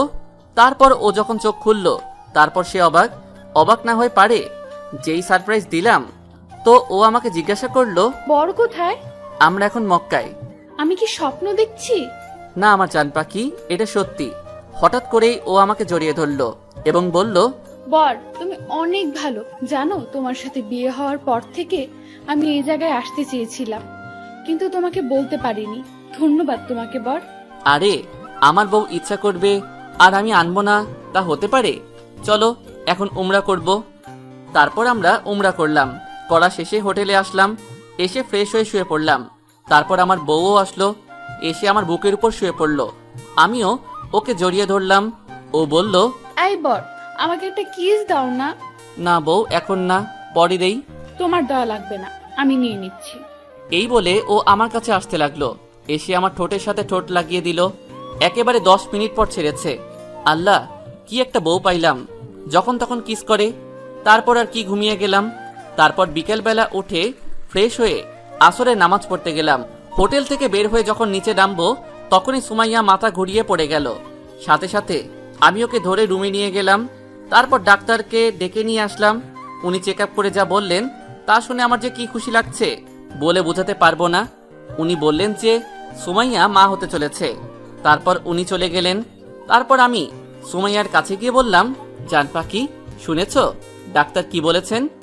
এখন থেকে তুমি কোনো কাজ করবে না, যা লাগবে আমাকে বলবে, তা না হলে আমাদের বেবির ক্ষতি হবে। আমি কোনো কাজ করব না, কিন্তু আমাকে এখন একটু আদর করো। এখনো তোমার আদর খেতে মন চাচ্ছে? তোমার দিতে হবে না, আমি নিচ্ছি। এই বলে আবারও আমার ঠোঁটের উপর অত্যাচার করলো। তারপর এইভাবে দেখতে দেখতে হজের দিন চলে আসলো। খুব সাবধানে আমি ওকে নিয়ে হজ শেষ করলাম। তারপর দেশে চলে আসলাম। এসে সবাইকে খুশির খবর দিলাম। সবাই তো মহা খুশি। তারপর থেকে সবাই ওর খেয়াল রাখতে শুরু করলাম। এর মধ্যে লিয়ারও সুখবর আসলো। তারপর সবাই আরো খুশি। এইভাবে আমাদের দিন চলছিল। আমি ওকে অনেক কেয়ার করি, কোনো কাজ করতে দেই না। একদিনও বলল, এই বর শোনো না। বউ বলো। যদি আমি আমাদের বেবি জন্ম দিতে গিয়ে মারা যাই, তখন তুমি আরেকটা বিয়ে করে নিও। আমি ওর কথা শুনে আমি কান্না ধরে রাখতে পারলাম না। সাথে সাথে ওকে জড়িয়ে ধরে কেঁদে দিলাম। বললাম, এই জান পাখি তুমি এসব কি বলছো? আর এসব কথা বলবে না। তুমি জানো না তোমাকে ছাড়া আমি অচল। তোমাকে আমি কতটা ভালোবাসি তুমি জানো না। আর এসব কথা বলবে না, তোমার কিচ্ছু হবে না। ওলে বাবা লে, আমার বরটা আমাকে কত ভালোবাসে। আচ্ছা বলবো না, তুমি কেঁদো না। আর বলবে না, তোমাকে কোথাও যেতে দিব না। এইভাবে আমাদের জীবন চলছিল। দেখতে দেখতে ওর ডেলিভারির সময় এসে গেল। একদিন ও আমাকে বলল, আই বর একটা কথা বলি। বলো, এতে পারমিশনের কি আছে? বর আমাকে তুমি উমরা করতে নিয়ে যাবে, আমার না অনেক ইচ্ছা করছে যেতে। না বউ, এখন না, আগে বেবি হোক, তারপর ওকে নিয়ে যাব। না, আমাকে নিয়ে যেতে হবে, তা না হলে আমি কিন্তু না ফেরার দেশে চলে যাব। ওই চুপ, এই কথা বলবে না। আমি নিয়ে যাব তোমাকে, তাও এই কথা বলবে না। সত্যি? সত্যি। এবার খুশি? অনেক। তারপর সবাইকে বলে টিকিটের ব্যবস্থা করলাম। ও আপনাদের তো বলাই হয়নি, আমরা সবাই এখন সৌদি আরবের নাগরিক। বিজনেসের কাজে আমার আর আসিফের যাওয়া লাগে, তাই আমরা নাগরিকত্ব নিয়ে নিয়েছি। তাই আমাদের কোনো সমস্যা হয় না। তারপর আমাদের একটা বাড়িও আছে, সেইখানে থাকবো। তারপর আমরা ওইখানে পৌঁছালাম। তারপর উমরা করে বাড়িতে এসে পড়লাম। তারপর ফ্রেশ হয়ে খেয়ে রাত্রে ঘুমিয়ে গেলাম। মাঝরাত্রে দেখি সুমাইয়া ছটফট করছে। আমি জিজ্ঞাসা করলাম, কি হয়েছে সুমু? আমার না খুব ব্যথা করছে, মনে হয় আমার পেইন হয়েছে। আমি আর কিছু না ভেবে ওকে কোলে তুলে নিলাম। আমি বাড়ি থেকে বেরিয়ে গাড়িতে ওকে তুলে গাড়ি চালানো শুরু করলাম। একটু পরে মক্কা হসপিটালে পৌঁছালাম। ওইখানে গিয়ে ওকে অপারেশন থিয়েটারে নিয়ে গেল। আমার তো অনেক কান্না পাচ্ছে। আমার মন শুধু বলছে, আমার জান পাখির যদি কিছু হয় তাহলে আমার কি হবে? আমি তোকে খুব ভালোবাসি। না, আমার জান পাখির কিছু হবে না। আমি আল্লাহর দরবারে দোয়া করতে শুরু করলাম, আল্লাহ তুমি আমার জান পাখিকে আমার কাছে ফিরিয়ে দাও। আমি ওকে ছাড়া অচল, প্লিজ আল্লাহ ওকে ফিরিয়ে দাও। কিছুক্ষণ পর বাচ্চার কান্নার আওয়াজ শুনলাম। আমি সাথে সাথে সিজদায় পড়ে গেলাম। এরপর আমি ডাক্তারের কাছে গেলাম। গিয়ে বললাম, ডাক্তার আমার বউ ঠিক আছে তো? আলহামদুলিল্লাহ, উনি এখন সুস্থ। আপনার টুইন বেবি হয়েছে, দেখতে একেবারে আপনার মতন। আলহামদুলিল্লাহ। ডাক্তার, ওর সাথে দেখা করতে পারি? জি পারবেন, ওনাকে কেবিনে শিফট কর। তারপর আমি ওর কাছে গেলাম, গিয়ে দেখি ও আমার বেবি দুইজনকে আদর করছে। তারপর আমি ওর কাছে গেলাম, সাথে সাথে ও আমাকে জড়িয়ে ধরে কান্না করে দিল। আমি বললাম, এই পাগলি, কান্না করছো কেন? এই তো আমি এসে গেছি। জানো, আমার না খুব ভয় হচ্ছিল, যদি আমার কিছু হয়ে যেত তাহলে। ওই চুপ, আর একটা বাজে কথা বলবে না। দেখো আমাদের বেবিগুলো কত কিউট, একেবারে তোমার আর আমার মতো। আমি তারপর আমার বেবি দুজনকে কোলে নিলাম। একটা ছেলে, একটা মেয়ে বেবি হয়েছে। ছেলেটা একেবারে মায়ের চেহারা পেয়েছে, কিন্তু চোখগুলো একেবারে আমার মতো, আর আমার মেয়েটা তো একেবারে পরীর মতো হয়েছে। তারপর সুমাইয়া বলল, আচ্ছা, আমাদের বেবির নাম কি রাখবে? আমার বাবার নাম রাখবো ইসমাইল ইব্রাহিম, আর আমার আম্মুর নাম রাখবো রাইসা ইব্রাহিম। অনেক সুন্দর নাম, আমি এই নাম পছন্দ করেছিলাম। তারপর ওকে আরো 2 দিন থেকে ওকে রিলিজ দেওয়া হলো। তারপর আমরা বাড়িতে চলে এলাম। এসে আরো কিছুদিন থেকে বাংলাদেশে চলে আসলাম। কাউকে কিন্তু কিচ্ছু বলিনি, সবাইকে সারপ্রাইজ দিব। তো বাসায় এসে কলিং বেল বাজালাম। তারপর দেখি আম্মু দরজা খুলে আমাদের দিকে তাকিয়ে আছে। তারপর আম্মু জিজ্ঞাসা করলো, বাবা তোরা এসে গেছিস? আর এই বেবি দুটো কে?